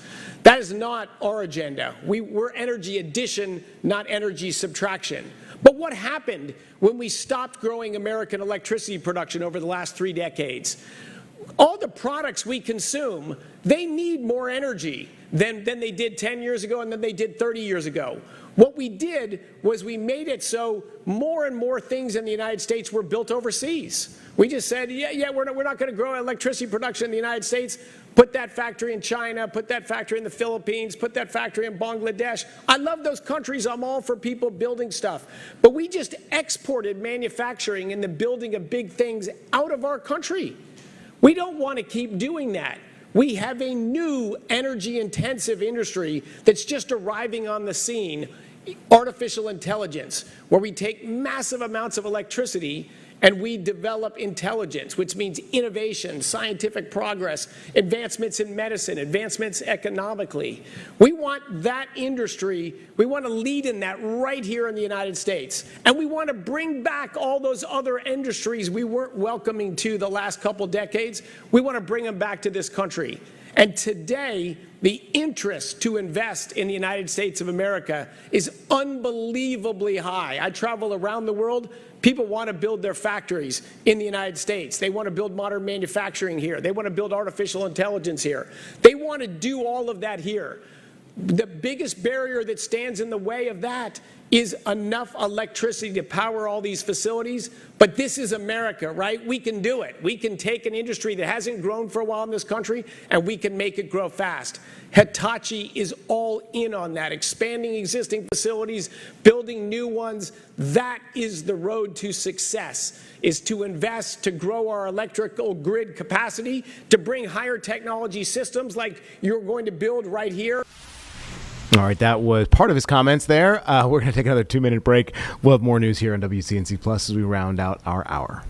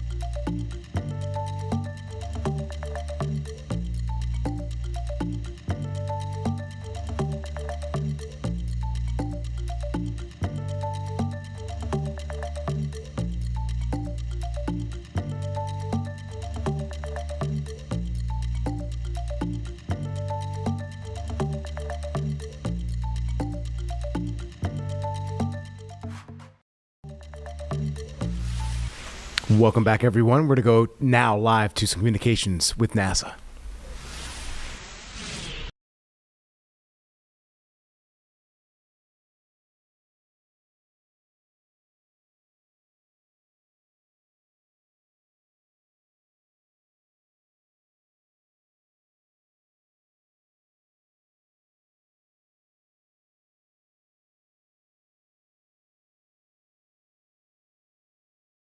Seems to be kind of intermittent here, so we'll hold on to this shot for just a couple more moments to see.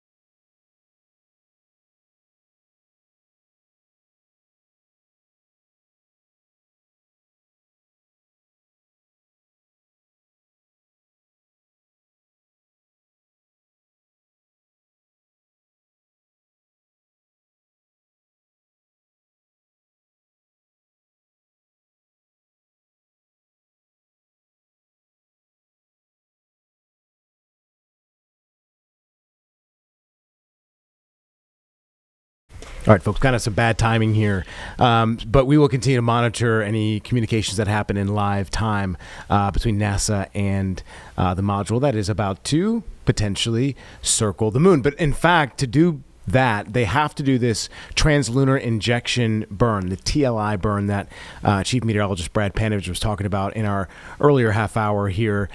It'll happen around 7:49 tonight, which is like a 6-second burn, I do believe, that will push them towards the moon. And this is a very important trajectory because, as you know, in space, you have to have a type of movement one way or the other for a type of object to move in space. So this is going to push it towards the moon and will continue to do so. And obviously they'll have corrections throughout this type of trajectory and the burn around the moon. But let's go to the administrator of NASA right now, updating us and answering questions from the media.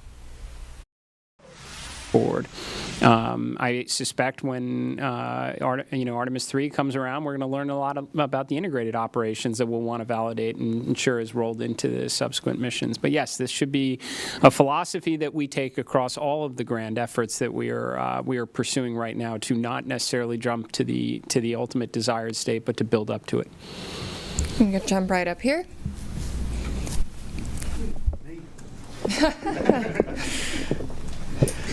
Hi, Richard Hollingham, BBC Future. Related to Apollo 8 in a way, really. I just wondered what plans had gone into a new Earthrise image. A lot has gone into the aspirational nature of this mission. Have you a plan? I assume you have a plan. What is the plan? Oh, go ahead.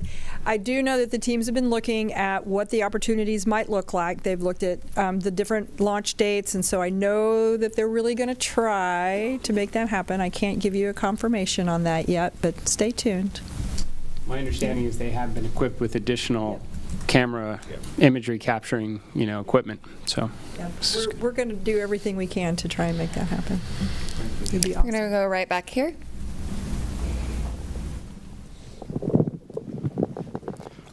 Thank you. I'm from a Japanese news agency, Kyodo News. My question is to the administrator. The United States and China are competing over moon development. What significance does today's launch have for the U.S. and NASA? Thank you.